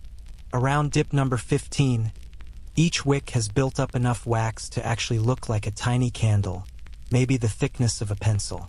By dip 30, they're proper taper candles, as thick as your finger. You keep going. Church candles are supposed to be substantial, thick enough to burn for hours during services, impressive enough to look worthy of the altar. This is where your mind wanders, naturally, because watching wax cool is not intellectually stimulating. You think about the economics of your situation. Each finished candle represents maybe half a pound of wax, which took roughly 4 pounds of honey for the bees to produce, which required them to visit roughly 2 million flowers. And you're making 6 candles right now, which means your brain refuses to do that math, but it's a lot of flowers, an incomprehensible number of flowers. Each candle is basically a condensed meadow, compressed flower visits rendered into solid form. The monastery will pay well for these, maybe a silver penny per candle, which is excellent money. 6 pennies could buy you a live chicken, or enough wool for a new tunic, or shoes that actually fit properly instead of your current leather bags. But you're only making 6 candles because you only have about 3 pounds of good wax, and you need to keep some wax for your own needs, waterproofing containers, sealing cracks in your hut, coating tool handles to preserve them. By late afternoon, your candles are done.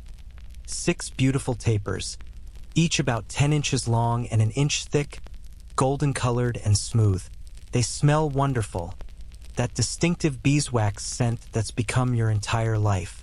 You trim the wicks to proper length and set the candles aside to fully harden overnight. But here's the thing about wax that no one really emphasizes. It's everywhere now. Your hands are coated in it. Your clothes have wax stains that will never come out. The area around your fire pit is spattered with drips and spills. Wax is on your face somehow, despite your best efforts. You've tracked it into the hut, where it's now ground into the packed earth floor. It's under your fingernails. It's in your hair again because you leaned over the pot at the wrong moment. Wax doesn't wash off with water.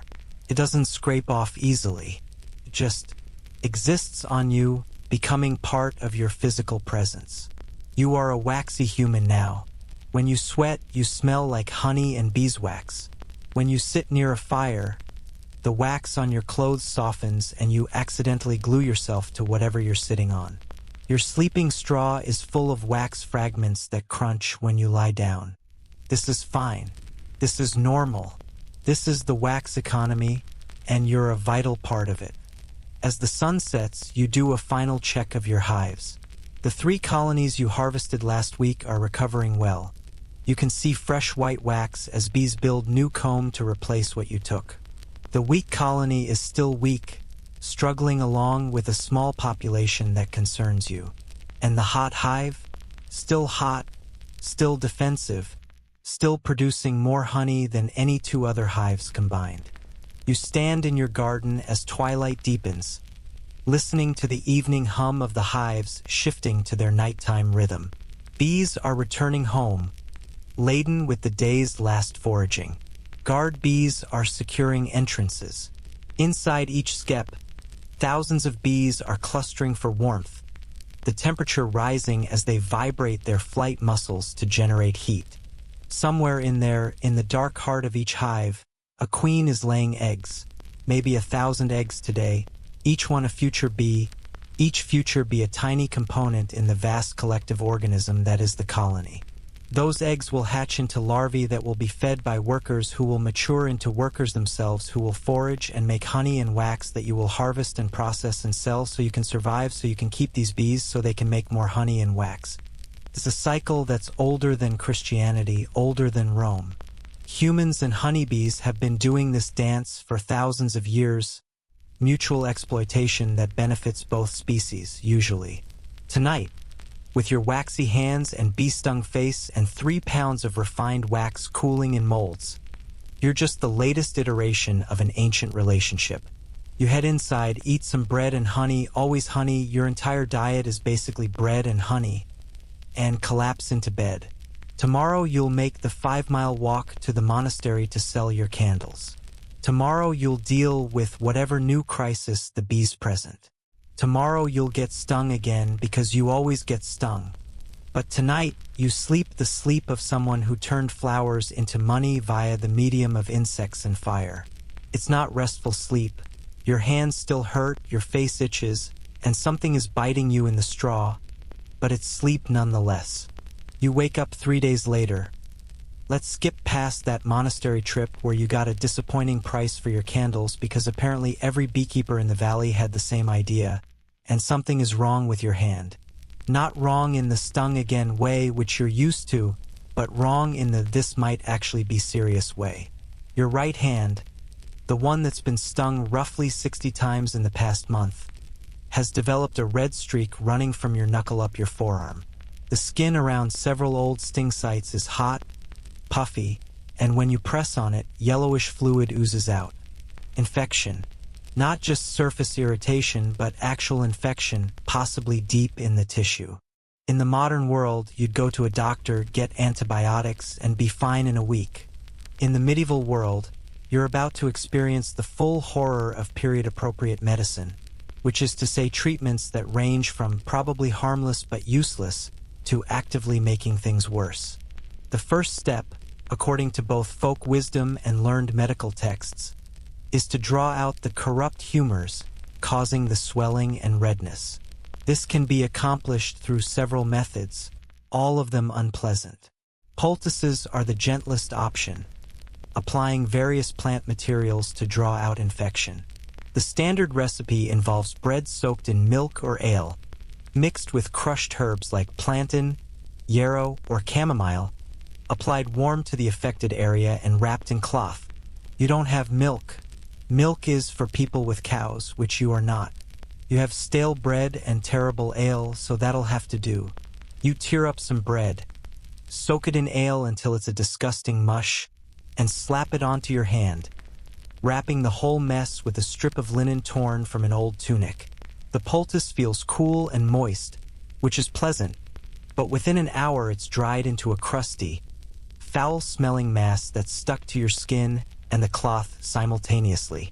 When you unwrap it that evening, your hand looks exactly the same, except now it also smells like fermented bread. The red streak hasn't diminished. The swelling hasn't gone down. If anything, it's worse, and now there's a definite hot spot near your wrist that throbs with each heartbeat. This calls for more aggressive treatment. In the village, about 2 miles from your isolated beekeeper's hut, there's a woman who serves as the local healer. She's not a trained physician, those exist only in cities and serve only the wealthy. And she's not a university-educated medical scholar, obviously.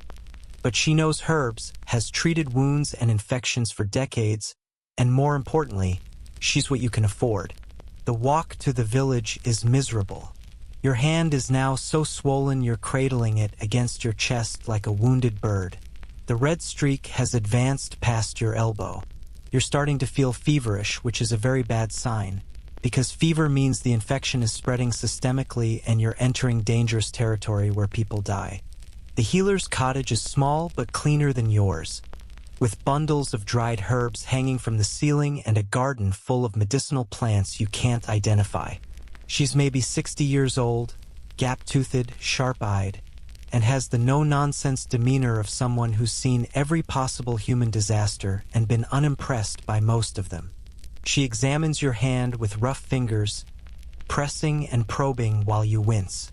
She smells the infection, literally puts your hand to her nose and inhales deeply, and makes a disapproving sound. Bee stings. Yes. How many? I stopped counting. She makes another sound, this one even more disapproving, and starts pulling down various bundles from her rafters. What follows is a crash course in medieval wound treatment that you'll remember for the rest of your hopefully not shortened life. First, she makes a new poultice, but this one is serious. She crushes fresh plant and leaves with a mortar and pestle, adds some kind of resin, possibly pine pitch, and mixes in a powder she won't identify but that smells astringent and slightly rotten. This gets applied directly to the worst infection sites, and it burns. Not like bee stings burn, but a different sensation, like something is actively eating away the bad tissue, which you realize with horror might literally be what's happening. Hold still, she commands, and begins wrapping your entire forearm with linen strips soaked in a decoction she's made from boiling willow bark, comfrey, and something else. The wrapping is tight, compressive, and within minutes your arm is completely immobilized from fingertips to elbow. But she's not done. She produces a small knife, heats it in her fire until the blade glows red, and before you can process what's happening, she's lancing the worst of the infected sting sites. The hot knife cauterizes as it cuts, which means it simultaneously creates wounds and seals them, filling your nose with the smell of burning flesh. Your flesh, while you try very hard not to scream. Pus and fluid drain from the lance sites, more than you thought possible. She squeezes and presses, forcing out corruption, muttering under her breath about foolish beekeepers and the wages of working with the devil's insects. Some people believe bees are holy because they make wax for church candles. Others believe they're demonic because they sting. Medieval opinions contain multitudes. The pain is extraordinary. You're sweating, dizzy, possibly going into shock. She gives you something to drink, a bitter tea that tastes like liquid dirt, and tells you to stay still while she finishes. More lancing, more draining, more burning hot knife. By the time she's done, your hand looks like a battlefield, with small cauterized wounds oozing the last of the infection. Change the wrapping tomorrow, she instructs. If the red line continues up your arm, come back immediately. If you develop black spots on the skin, make your peace with God because you'll be dead in 3 days. She says this matter-of-factly, the way you might comment on the weather. You pay her with a small pot of honey, about £1 pound, which is half a day's wages for a laborer and represents roughly 1,000 bee visits to flowers. She accepts it without comment, and you stumble back to your hut, clutching your devastated arm. The next week is a blur of pain, fever, and increasingly desperate prayers to various saints who allegedly protect beekeepers, which is a surprisingly long list because apparently beekeeping has historically been dangerous enough that multiple saints have been assigned to watch over practitioners. Saint Ambrose, Saint Bartholomew, Saint Valentine, yes, that Valentine, and several others all supposedly take an interest in apiarian welfare. You pray to all of them, hedging your theological bets. The infection slowly recedes. The red line stops advancing, holds steady for 2 days, then begins retreating back down your arm. The fever breaks on day 4, leaving you weak and soaked in sweat but alive. By day 7, the worst of the swelling has gone down, and you can move your fingers again without wanting to cry. But this is only one of many ailments that come with medieval beekeeping. Let's catalog the others, shall we? Because your body is becoming a map of occupational hazards. There's the respiratory issue. You've developed a persistent cough from breathing smoke for hours every day. The punk wood smoke, the cooking fire smoke, the general omnipresent smoke of medieval life. Your lungs feel congested, and you sometimes cough up phlegm that's gray or brown. This is probably fine. Everything is fine. There's the joint pain, your hands, wrists, and lower back ache constantly from the repetitive motions of beekeeping. Lifting heavy skeps, drumming for hours during harvesting, bending over hives for inspections. You're developing the stooped posture of someone whose spine is slowly compressing under constant strain. There's the fungal situation.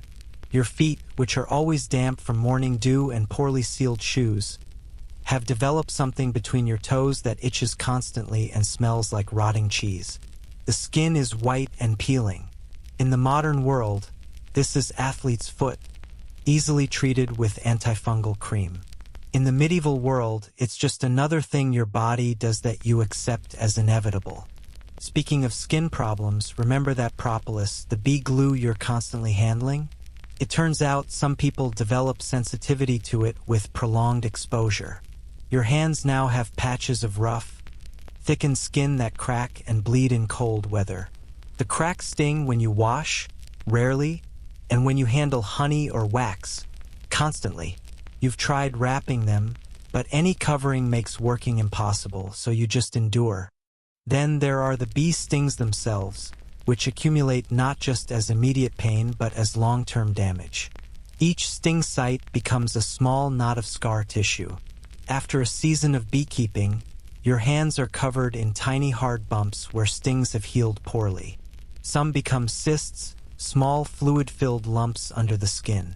One on your thumb has become permanent, a little ball that rolls under your skin when you press it. And we haven't even discussed diet-related problems. Your nutrition is terrible, mostly bread and honey, with occasional vegetables from your small garden and maybe some cheese or dried fish when you can trade for it. No fresh meat unless you manage to trap a rabbit, which happens maybe once a month. This diet is deficient in approximately everything. Your gums bleed when you chew tough bread. Your hair has become brittle and breaks easily. You have a constant low-level fatigue that sleep doesn't fix. Historians still argue whether medieval rural people had adequate nutrition or were chronically malnourished. The answer seems to be it depends on the season, the harvest, your social position, your luck.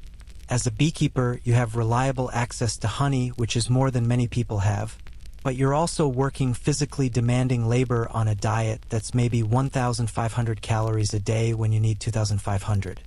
There's also the mental health aspect, which medieval medicine doesn't really recognize as distinct from physical ailments, but which absolutely affects you. You're lonely. Beekeeping is solitary work, and your hut is isolated from the village. You might go days without speaking to another person. The constant low-level pain from stings and injuries, combined with the stress of depending entirely on insect cooperation for your survival, creates a grinding anxiety that never really leaves. Medieval people had concepts of melancholy and sorrow, but not depression or anxiety in the modern sense. If you tried to explain that you feel constant dread about whether your bees will survive the winter, or that you lie awake calculating how many pounds of honey you need to avoid starving, they'd probably tell you to pray more and trust in God's providence. Which doesn't actually help but is the best advice available. Sleep is another issue. Your straw mattress is full of things that bite. Fleas definitely, possibly bedbugs, maybe lice. You've gotten used to itching the same way you've gotten used to everything else, but it means sleep is never truly restful. You wake up multiple times per night, scratching, adjusting position, pulling your thin blanket tighter against the cold that seeps through your inadequate walls. And speaking of cold, let's talk about what happens to a body that's constantly exposed to medieval weather with insufficient protection. Your hands are developing chilblains, painful inflammation and swelling caused by exposure to cold and moisture. The skin on your knuckles cracks and bleeds. Your feet are in similar condition. During winter, you'll develop trench foot before that's even a named condition. Your feet perpetually damp and cold, skin macerated and vulnerable to infection. You're also probably hosting various parasites. Intestinal worms are nearly universal in medieval populations. You don't know you have them specifically, but the occasional stomach cramping and the fact that you're always hungry despite eating suggests something is sharing your food before your body can fully absorb it. Treatment for intestinal parasites exists, various herbal purgatives that violently evacuate your digestive system, but it's unpleasant enough that most people only do it if symptoms become severe. Then there's the dental situation. You're losing teeth. Not dramatically, not all at once, but steadily. The back molar on your lower left jaw has been loose for months. It'll fall out eventually, probably while you're chewing that terrible rye bread. The tooth next to it is developing an abscess, a painful swelling in the gum that occasionally releases pus into your mouth, creating a taste that haunts your every meal. Dental care is primitive. Either you pull the tooth yourself, have someone else pull it, or live with the pain until it either kills you, infection spreading to your jaw and brain, or resolves on its own. The tooth dies and falls out. There are traveling tooth pullers who show up at markets, but they're expensive and their tools are essentially pliers.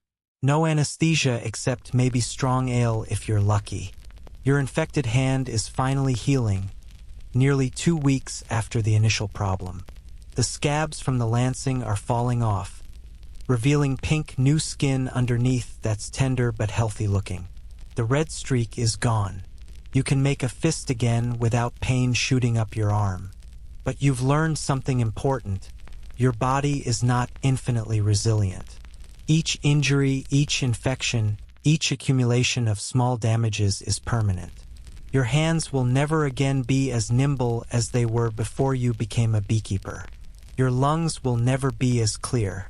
The scar tissue, the chronic pain, the missing teeth, these are the price of your profession, paid in installments accumulated over seasons. And it's only June. You have months of beekeeping left before winter, each day bringing new opportunities for injury, each inspection risking new infections, each harvest guaranteeing more stings and damage. The bees at least don't care about your suffering. They continue their work, oblivious to your physical deterioration, focused entirely on their own survival, which in a way is comforting. Your pain doesn't matter to them, but neither does anything else human. Their pure, uncomplicated purpose: make honey, raise brood, defend the hive, survive. You envy them sometimes, their simple drives and collective identity. Nobody asks a worker bee how she's feeling or whether her joints ache. She just works until she dies, usually after about 6 weeks of adult life during active season, worn out from constant labor. You'll probably last longer than 6 weeks. Probably. Your infected hand suggests that probably is doing heavy lifting in that sentence. It's late July now, deep summer, and you're standing in your garden at dawn explaining to your bees that the baker's wife in the village died 3 days ago. You feel ridiculous doing this, but you're also genuinely terrified of what might happen if you don't. Welcome to one of the strangest aspects of medieval beekeeping. The superstitions that govern your relationship with insects who definitely cannot understand English but who will allegedly murder you, abandon your hives, or stop producing honey if you fail to observe proper ritual etiquette. Telling the bees is the specific custom you're performing right now. The belief, widespread across medieval Europe, holds that bees must be informed of significant events in their keeper's life and community, deaths, births, marriages, and other major occurrences. Failure to tell the bees will result in the bees leaving, dying, or stopping their work. Some versions say you have to drape the hives in black cloth for funerals or decorate them with ribbons for weddings. Some say you have to knock 3 times on each hive and whisper the news. Some say you have to sing it. You're going with the knocking and whispering method because singing feels too exposed and you're not entirely confident in your voice. You move from skep to skep, knocking gently 3 times on each and murmuring, "The baker's wife has died. May she rest with God. Continue your work in peace." The bees, naturally, ignore you completely and continue their morning routines of cleansing flights and early foraging. Do you believe this actually matters? You're not sure. But here's the thing. The previous beekeeper, the one whose equipment you inherited, died suddenly under mysterious circumstances that the village attributed to forgetting to tell his bees about his mother's death, and they took revenge. Never mind that he was 70 years old and probably died of any number of age-related conditions. The narrative is that the bees killed him, and that narrative is powerful enough that you're not taking chances. This is only the beginning of the bee-related superstitions you're navigating. There's a whole cosmology of beliefs about bees that ranges from possibly based on observation to completely insane. Let's catalog some of them, because they govern your daily life in ways that are both fascinating and maddening. First, bees are sacred. They make wax for church candles. They appeared in the Garden of Eden according to some traditions, and they're symbols of virginity, industry, and divine order. Some texts claim bees are born from the bodies of dead oxen, the concept of spontaneous generation, where life arises from non-living matter. This is completely wrong, obviously, but it's what educated people believe, so there's a whole ritual around slaughtering an ox in a specific way and leaving it in a sealed building to generate bees. Historians still argue whether anyone actually tried this or if it was purely theoretical, but the texts describe it in detail, so someone somewhere probably attempted ox-based bee production. Second, bees hate sin. Specifically, they hate sexual impropriety, dishonesty, and violence. A beekeeper who commits adultery will find his hives failing. A thief cannot successfully keep bees. A murderer will be stung to death. This belief creates interesting social pressure. If your bees are thriving, it's evidence of your moral character. If they're failing, your neighbors will start wondering what sins you're hiding. You're not sure whether you believe this, but you're also keenly aware that your bees are doing reasonably well, and you'd like to keep it that way, so you're certainly not planning to commit any major sins in the near future. Not that you have opportunities for adultery living alone in a hut, but still, better safe than stung. Third, bees respond to iron and menstruation. Women who are menstruating should not approach hives because it will anger the bees. This is widespread belief encoded in medical texts and folk wisdom alike. Similarly, bringing iron tools near hives is supposedly problematic. Bees prefer bronze or wood. You mostly use wooden implements, but that's more because wood is cheaper than because you believe in bee metallurgical preferences. Fourth, bees can predict the future. A swarm landing on your roof is an omen, possibly good, prosperity coming, possibly bad, death in the household, depending on which village elder you ask. Bees entering your home means unexpected guests. Bees building a wild hive in a tree near your property means the harvest will be good. Bees abandoning a hive for no apparent reason means war or plague is coming. These prophecies are unfalsifiable, of course. If bees swarm to your roof and something good happens, the prophecy was correct. If something bad happens, maybe you interpreted the omen wrong, or maybe the bad thing was actually prevented by the swarm and would have been worse without it. The logic is airtight in its circular reasoning. Fifth, and perhaps most importantly, bees must be respected as participants in the social order. They're not just insects. They're members of the community with rights and responsibilities. Some legal codes actually specify penalties for stealing bees or damaging hives, treating them like property but also like entities deserving protection. You don't own your bees so much as you're in a relationship with them, providing housing and protection in exchange for their surplus honey and wax. This affects how you talk about and to the bees. You don't say, "my bees," too possessively. You say, "the bees in my keeping," or "the bees I tend." You thank them when you harvest. You apologize when you must take their honey. Some beekeepers leave offerings, a bit of honey smeared on the hive entrance, or flowers placed nearby. You've started doing this half ritual and half practical because maybe it does nothing, or maybe it satisfies some social contract you don't fully understand. All of this exists alongside your practical knowledge of bee behavior, the actual observable patterns that you've learned through experience. The bees are more aggressive on humid days before storms. They defend more vigorously when resources are scarce. They swarm when hives become overcrowded. These are real phenomena that you can predict and work with. But then there's the superstition layer on top, and you can't entirely separate them because you don't have the scientific framework to distinguish between correlation and causation, between real patterns and imaginary ones. When your bees are particularly aggressive one day, is it because a storm is coming, real meteorological sensitivity? Or because you committed some sin, superstition? Or because you didn't tell them about the baker's wife quickly enough, ritual failure? The answer is probably the storm, but you told them about the baker's wife anyway because why take chances? There are also superstitions about swarming that affect your work directly. Some people believe swarms can be controlled through loud noises, the pot banging you've experienced, but others say specific phrases or songs. There's a traditional swarm charm that you're supposed to shout when a swarm takes flight. "Christ swarm, stay here. Do not fly to the woods. Do not escape me." The phrasing varies by region, but the concept is universal, commanding the swarm in Christ's name to stay on your property. You've tried this. It doesn't work, or at least, it doesn't work any better than just tracking the swarm and climbing whatever tree it lands in.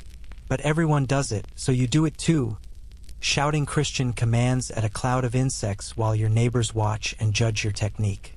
Then there's the whole business of swarm ownership. Legal traditions hold that a swarm belongs to its original keeper only as long as they keep it in sight and are actively pursuing it.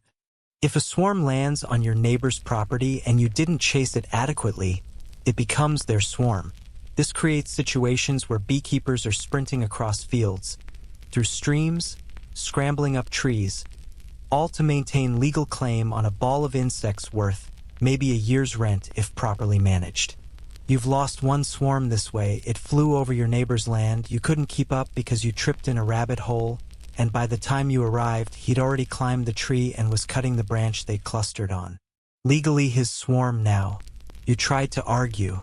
He showed you his rabbit hole-induced bruises and implied you'd been negligent. The village elder sided with him. You lost valuable bees to a combination of bad luck and medieval property law. The spiritual dimension of beekeeping goes even deeper than daily superstitions. Bees are thought to have special relationships with the divine. They supposedly never sleep, maintaining constant vigilance like angels. They're organized in perfect hierarchy under their king. Yes, everyone believes the hive leader is a king, not a queen, because how could insects possibly be matriarchal? Some texts describe bees as virgins who reproduce through divine will rather than sexual congress, maintaining their purity through miraculous means. This makes your job, in some eyes, a holy occupation. You're tending God's creatures, producing wax for churches, participating in the divine order. It also makes failures potentially spiritual in nature. If your bees die, maybe you're not praying enough. If they're not producing honey, maybe you need to confess sins and receive absolution. The local priest visits occasionally, blessing your hives with holy water and reciting prayers for productivity. You pay him in honey for this service, which feels somewhat circular. You give honey to receive blessings that supposedly help produce more honey, but it's expected. The blessings might not help the bees, but they definitely help your social standing. A beekeeper who refuses priestly blessings is suspect, possibly heretical, definitely strange. There are also seasonal rituals tied to the church calendar. On certain saints' days, you're supposed to perform specific actions. Letting bees have extra honey on St. Ambrose's Day, moving hives on St. Bartholomew's Day, refraining from work on various feast days. These rituals structure your year, giving shape to the endless cycle of bee care. Some of these traditions probably have practical origins obscured by time. Refraining from opening hives on the coldest days preserves bee energy and reduces your exposure to frostbite. Checking hives before spring festivals ensures they've survived winter when you can still take corrective action. But the practical wisdom has been encoded in religious observance, making it simultaneously easier to remember and harder to modify. You're also expected to share your honey with the church and community in ways that go beyond rent to your landlord. There are tithes. Typically 10% of your production goes to the church, though enforcement varies and you might underreport your harvest by a pound or two, which technically is a sin but also helps you survive. There are also expectations of charity. If a widow or orphan needs honey for medicine, you're supposed to provide it at reduced cost or free. If the village is celebrating a wedding or feast, you contribute honey. These social obligations mean your actual profit from beekeeping is significantly less than the raw value of your honey and wax. You produce maybe 60 pounds of honey and 10 pounds of wax in a good year. 10 pounds goes to rent. 6 pounds goes to church tithe.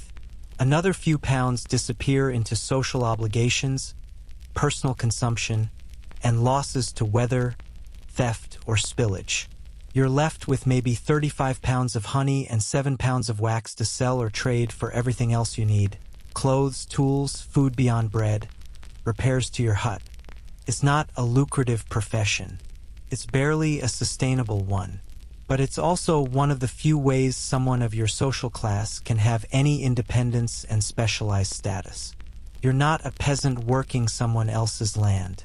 You're not a serf bound to an estate. You're a craftsman, sort of, with skills that have value and can't be easily replaced. The bees hum in their skeps, oblivious to the theological, legal, and social frameworks humans have constructed around them. They just make honey, raise brood, and defend their homes. The rest, the telling of news, the prayers and blessings, the omens and prophecies, is all human projection onto creatures who operate on instinct and pheromones. But you tell them about the baker's wife anyway, just in case. You knock 3 times on each hive, murmur the news, and hope that whatever power governs bee behavior, whether it's God, nature, or pure insect instinct, looks favorably on your adherence to tradition. The bees continue their work, unchanged, which you choose to interpret as acceptance of your message rather than indifference to your existence. Either way, you've done your duty to both bees and tradition. Now you can get back to the actual work of checking for swarm cells, monitoring honey stores, and inevitably getting stung while your neighbors judge whether your technique is correct and your soul is sufficiently pure. Medieval beekeeping, where practical agriculture meets spiritual performance art, and failure might be either bad luck or divine judgment, depending on who you ask. Winter is coming. Not the dramatic, apocalyptic winter of fantasy stories, but the real, grinding, medieval winter that kills bees and beekeepers with equal indifference. It's late October now, and you're standing in your garden watching the last autumn flowers fade while calculating whether your bees have enough honey stored to survive until spring. The calculation is brutal in its simplicity. They need roughly 40 pounds of honey to make it through 4 months of cold. You've left them approximately 30 pounds across your 11 hives after taking your harvest. The math does not look good. This is the central gamble of medieval beekeeping. How much honey can you take without condemning your colonies to starvation? Take too much, and you'll spend spring finding dead clusters of bees who froze together while futilely trying to reach honey stores that weren't there. Take too little, and you can't pay your rent or buy the food you need to survive your own winter. Every beekeeper faces this calculation, and every beekeeper gets it wrong sometimes. You've already lost one hive this year. Remember that dead colony from spring? You're probably going to lose more.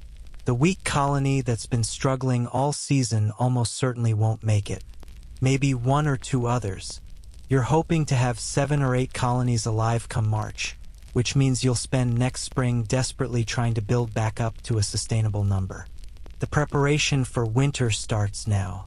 First, you need to reduce the entrance size on each skep. The large openings that allowed good ventilation in summer now invite cold drafts that will drain the bees' energy and allow mice to enter. Mice in winter hives are catastrophic. They build nests, urinate everywhere, and eat comb and bees while the colony is too cold and sluggish to defend itself. You've heard horror stories of beekeepers opening hives in spring to find mouse nests built from chewed wax and bee corpses. The entire colony destroyed by a creature that weighs maybe an ounce. You stuff the entrances with twisted straw, leaving only a small gap for bees to come and go on warmer days. This is delicate work because you need enough ventilation to prevent moisture buildup. Condensation inside hives in winter can drip onto the bee cluster and chill them to death, but not so much that the cold wind blows straight through. Next, you need to insulate. Your skeps are just woven straw, which provides minimal protection against freezing temperatures. Some beekeepers wrap their hives in additional straw, creating thick insulating layers. Others pack them with bracken ferns or dried heather. You're using a combination. Straw wrapped around the lower half of each skep, tied in place with twine, and bracken ferns stuffed between the skeps and the wooden stands they sit on to block wind from underneath. This work takes days.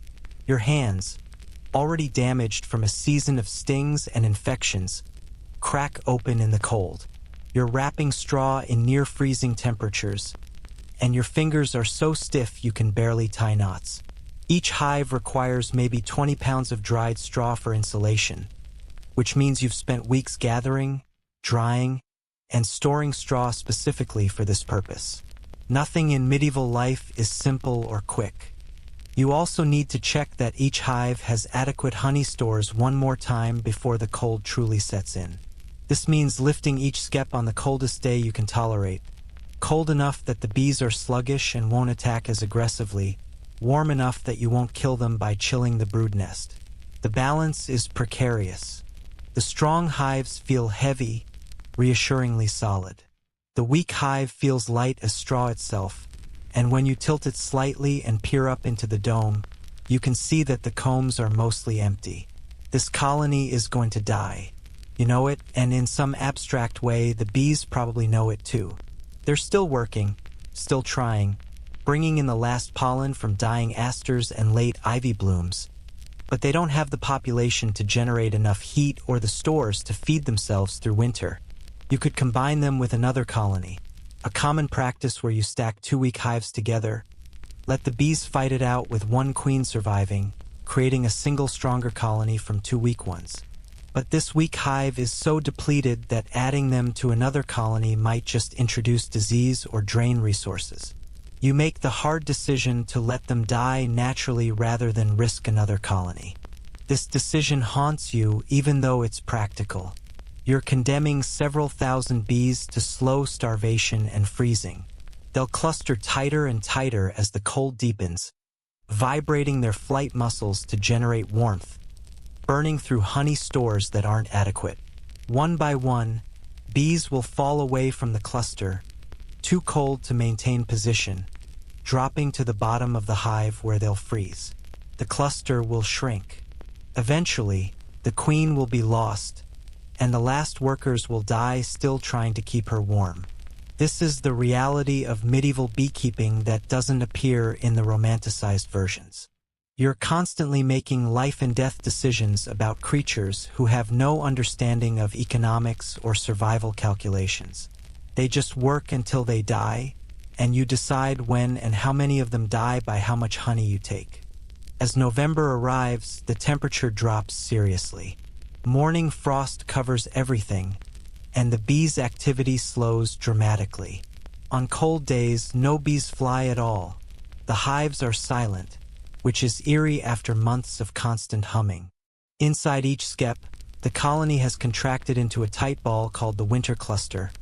All the bees packed together in a sphere that might be the size of a football for a small colony or a basketball for a strong one. The cluster is remarkable.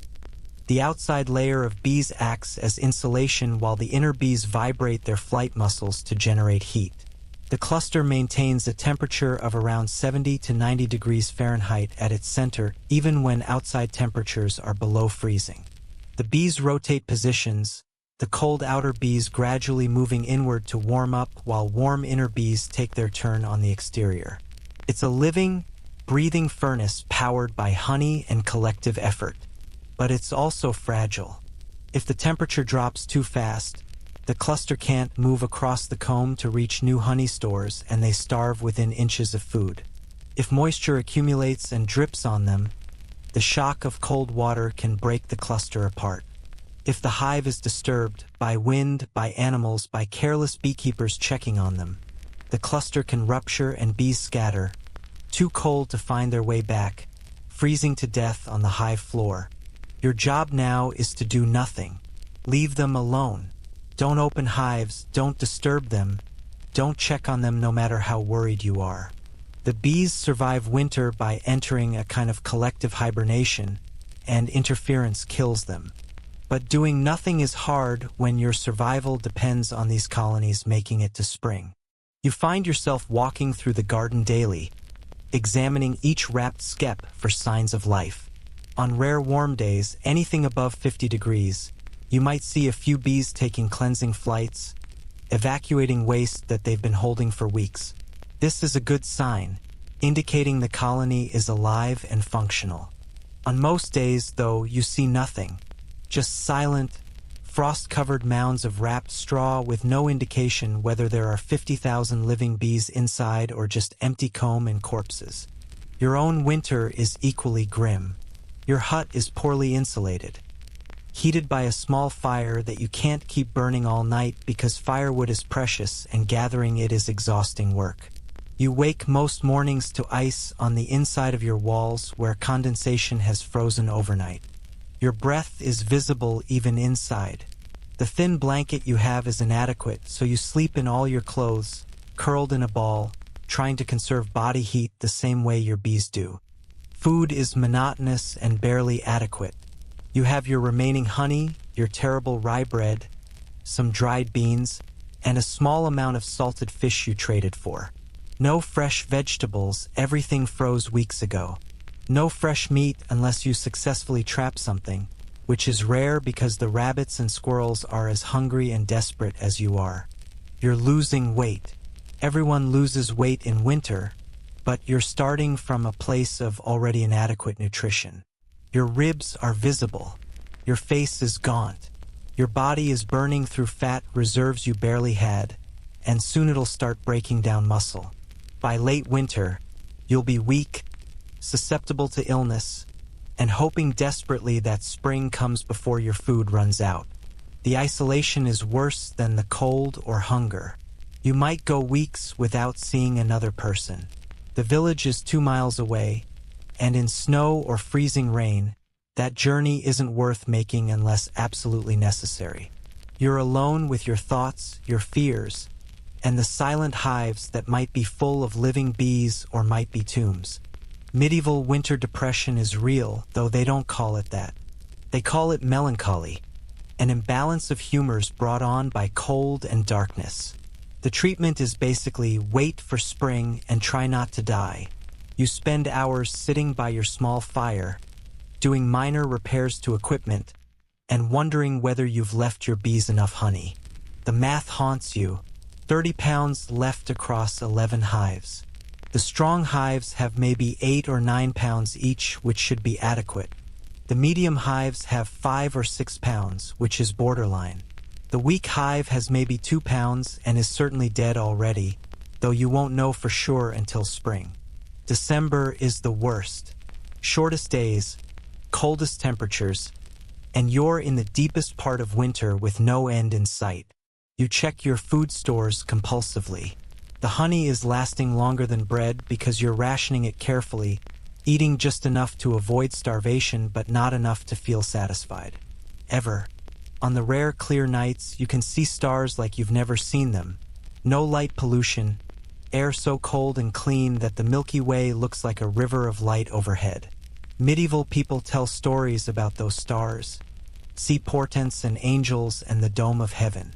You see indifferent balls of fire impossibly far away, and you feel very small and very cold and wonder if anyone would notice if you just didn't wake up one frozen morning.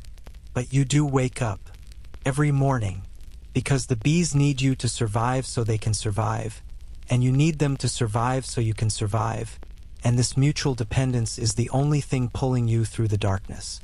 January is marginally better only because you're past the solstice and days are slowly lengthening, even if the weather hasn't improved. You're running low on firewood and spend a brutally cold day breaking frozen branches off dead trees, hauling them back to your hut, stacking them under your minimal roof overhang to keep them as dry as possible. This work, in temperatures well below freezing, is dangerous. Your sweat-soaked clothes freeze to your body. Your fingers and toes go numb. You're risking frostbite for fuel to survive the night. This is the calculation. Risk injury now for warmth later, or conserve energy and maybe freeze tonight. You choose the firewood, and you make it back, and your fingers hurt so badly when they warm up that you cry. February brings the first hints of change. Days are noticeably longer.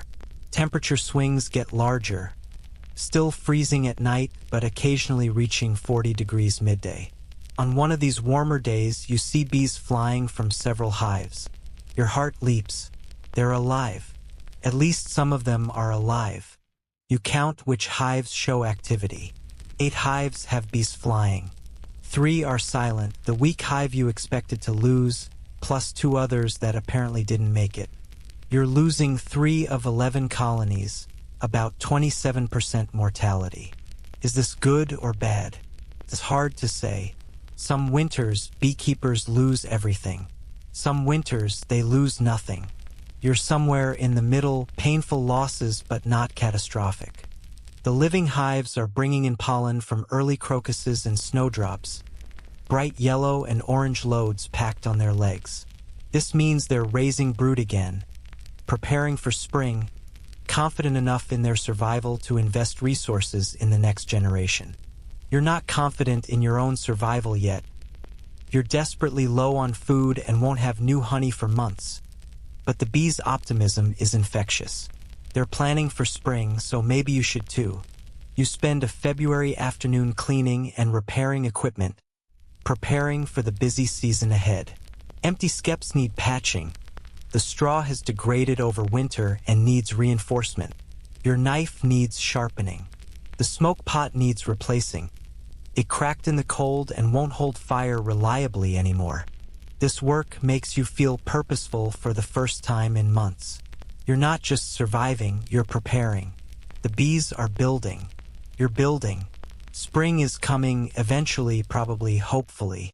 But you're still cold, still hungry, and still living in a hut that's one bad storm away from collapse.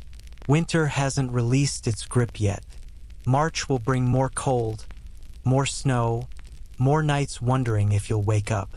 For now, though, on this briefly warm February afternoon, with bees flying and pollen appearing, you allow yourself a moment of hope. You've made it most of the way through winter. Your bees, most of them, have survived. You've survived. That'll have to be enough. It's April now, and everything is falling apart at once. This is the cruel joke of medieval beekeeping. You survive winter through isolation and deprivation, you make it to spring with most of your colonies alive, and then the season of abundance becomes the season of catastrophe because everything happens simultaneously and you're just one exhausted, malnourished person trying to manage 11 biological systems that refuse to cooperate on your schedule. Let's start with the good news. 8 colonies survived winter, which means you were right about those 3 losses. When you finally unwrapped the silent hives in March and tipped them over, you found exactly what you expected: balls of dead bees clustered around empty comb, frozen in their final attempt to stay warm. You've scraped out the corpses, cleaned the skeps, and set them aside for new swarms. The wax and any remaining honey from the dead hives has been salvaged. Waste nothing. You can't afford to. The surviving colonies have exploded with spring growth. Population has tripled in weeks as the queens resume laying and new workers emerge. This is wonderful. Strong colonies mean good honey production. But it also means your hives are now dangerously overcrowded and all 8 are preparing to swarm. You know this because when you inspected them last week, every single hive had multiple queen cells in various stages of development. 8 hives swarming means you could potentially have 16 colonies if you catch all the swarms. This would be fantastic. This would also require you to be in 8 places simultaneously, because swarms don't coordinate their departures for your convenience. They leave when they're ready, which could be any warm day between now and June, possibly all on the same afternoon because some weather pattern triggers their instincts collectively. You've already lost 2 swarms. The first left 3 days ago while you were in the village trading honey for grain. You returned to find one hive noticeably quieter and a neighbor smugly mentioning that a lovely swarm landed in his apple tree while you were gone. By the time you got there, he'd already hived it. Your bees, his property. Legal precedent sides with him. You smiled through your rage and congratulated him on his good fortune. The second swarm left yesterday. You were home. You heard the roar. You grabbed your pot and stick and ran outside banging and shouting the traditional swarm charm. The bees ignored you completely and flew in a massive cloud over the trees and disappeared into the forest. Gone. Thousands of bees, a viable queen, your potential income, just vanished into the wilderness where you have no chance of finding them. This is maddening because you did everything right. You destroyed queen cells to prevent swarming. But you can't find every queen cell hidden in the depths of the comb without tearing apart the entire hive, and you can't tear apart hives constantly without disrupting them so badly they swarm out of pure stress. Medieval beekeeping is an endless cycle of imperfect interventions and acceptance of losses. So now you're down to 6 colonies producing, plus 2 captured swarms that are too new and small to contribute this year. You need to prevent more swarms, but you also need to let at least 1 or 2 colonies swarm so you can catch them and rebuild your numbers. The strategic calculation makes your head hurt. Then there's the robbing situation. Remember how I mentioned hungry bees become robbers? It's happening. Your weakest surviving colony, barely alive, small population, minimal stores, is under attack from stronger colonies who've identified it as an easy target. You discovered this 2 days ago when you noticed unusual activity. Dozens of bees fighting at the weak hive's entrance, bodies littering the ground. A desperate chaos that signals colony warfare. Robbing is vicious. Strong bees from other hives force their way into the weak colony, kill defenders, steal honey, and fly back to their own hives. If left unchecked, they'll completely destroy the weak colony in hours, killing the queen and every worker who resists, emptying the hive of every drop of honey. You've tried to stop it by reducing the entrance to a tiny gap that one bee can defend, but the robbers are persistent. The weak hive probably won't survive this, which means you're down to 5 producing colonies. 5 colonies. You started winter with 11. You're now at 5 functional hives, plus 2 new swarms that won't produce surplus honey this year. The math for making rent and surviving next winter is getting very ugly. But wait, there's more. because spring isn't done destroying you yet. One of your strong colonies has developed what looks like disease. You noticed it during an inspection. Larvae that should be pearly white and curled in their cells are instead discolored, twisted, and decaying. The smell is wrong. Not the clean honey and wax smell of a healthy hive, but something sour and rotten. You've seen this before in someone else's hives. This might be European foul brood, a bacterial infection that kills larvae and can spread through your entire apiary if not controlled. The traditional treatment is basically hope it goes away or burn everything. You're trying a middle approach, removing the worst affected combs, hoping the colony is strong enough to clean out the infection itself. This means smoking the hive heavily, cutting away comb full of diseased larvae, killing thousands of baby bees, and leaving the colony weakened at the exact moment when they need to be strong for the spring nectar flow. The cutting process is horrific. Each diseased larva you remove is a future worker that won't emerge, won't forage, won't produce honey. You're performing battlefield surgery with a knife and smoke on a living colony, and the bees are understandably furious about it. You've been stung 23 times this morning. Your hands look like swollen clubs again. Your face took 3 stings because the leather hood shifted while you were working and exposed a gap. And you're not done. You still have 5 more hives to inspect today to ensure the disease hasn't spread. Each inspection is hours of work, getting stung, cutting comb, evaluating colony health, and hoping you're making the right decisions. By midday, you've confirmed the disease is contained to 1 hive, thank God, or luck, or bee immunity. But that diseased hive is now so weakened from your intervention that it might not recover. You're possibly down to 4 functional colonies, plus the one fighting off robbers that's essentially already dead. For colonies, from 11 in 6 months. This is the breaking point. This is where medieval beekeepers gave up, or died, or found other work. The mathematics of survival are collapsing.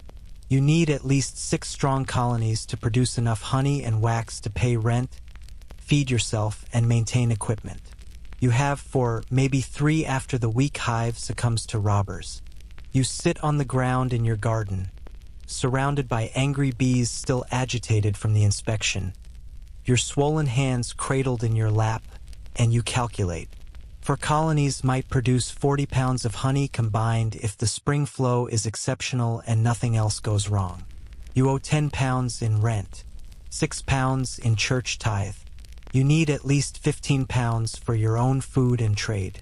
That's 31 pounds needed from a possible 40 produced, leaving 9 pounds of margin for error. Except things will go wrong.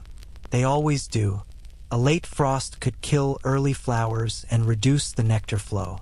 Rain during peak bloom could keep bees from foraging. One of your remaining colonies could swarm despite your efforts. The diseased hive could crash completely.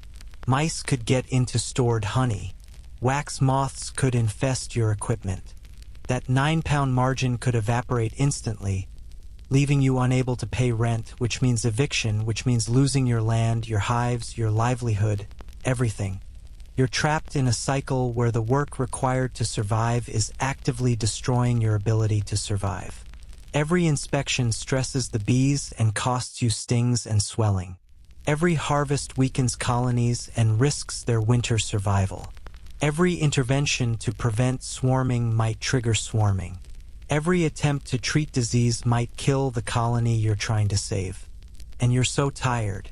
Not the temporary tired of a hard day's work, but the deep, bone-level exhaustion of chronic malnutrition, accumulated injuries, and months of stress.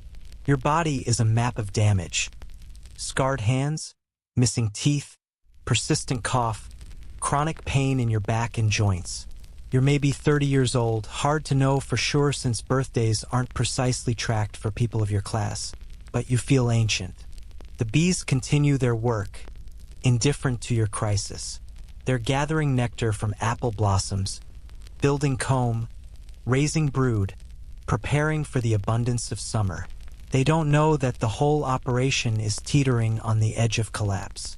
They just work until they die, which takes about 6 weeks in spring and summer, worn out from constant foraging. You envy their simplicity even as you resent their demands. They just need nectar, pollen, water, and shelter.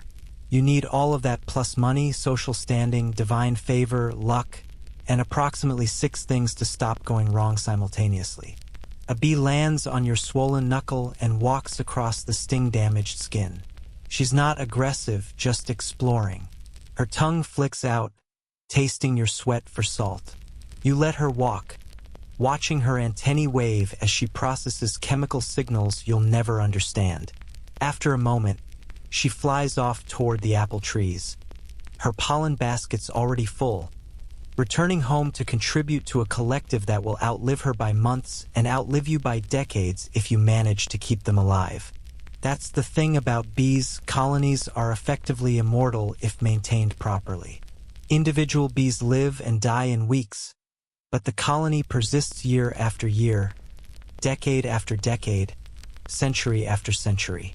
There are probably hives in this valley that have been continuously occupied since before your grandparents were born, passed from beekeeper to beekeeper, surviving winters and diseases and human incompetence through sheer biological persistence. Your hives could be those hives for the next generation, if you can just make it through this season, and the next, and the next. The work never ends, but maybe that's the point. Maybe the purpose of beekeeping isn't to conquer or perfect the process, but just to persist alongside the bees. Both of you struggling through the same seasonal cycles. Both of you trying to store enough surplus to survive the inevitable winter.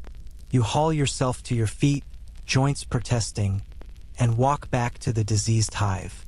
The removed comb is lying on the ground, covered in bees trying to salvage any remaining honey. You'll need to dispose of it properly. Burn it or bury it to prevent spreading infection.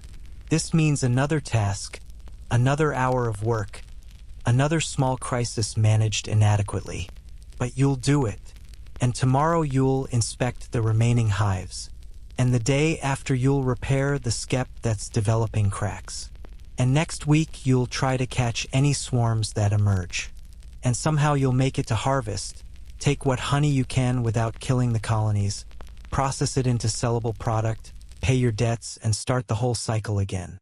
This is medieval beekeeping. This is why you wouldn't last. Not because of any single crisis, the stings, the disease, the lost swarms, the robbing, but because of the accumulated weight of endless small disasters piled on top of poverty and isolation and a world that's indifferent to your survival.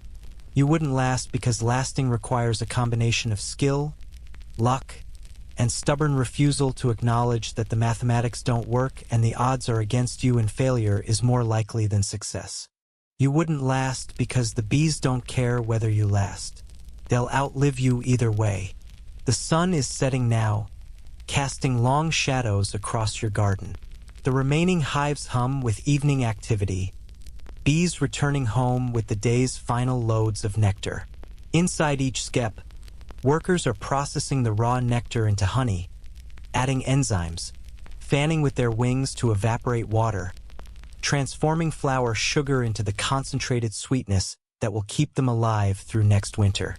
If they make it to next winter, if you make it to next winter, if anything makes it through the endless succession of disasters that constitute survival in the medieval world, you eat a small piece of bread with honey, counting out the calories, calculating how many days until harvest.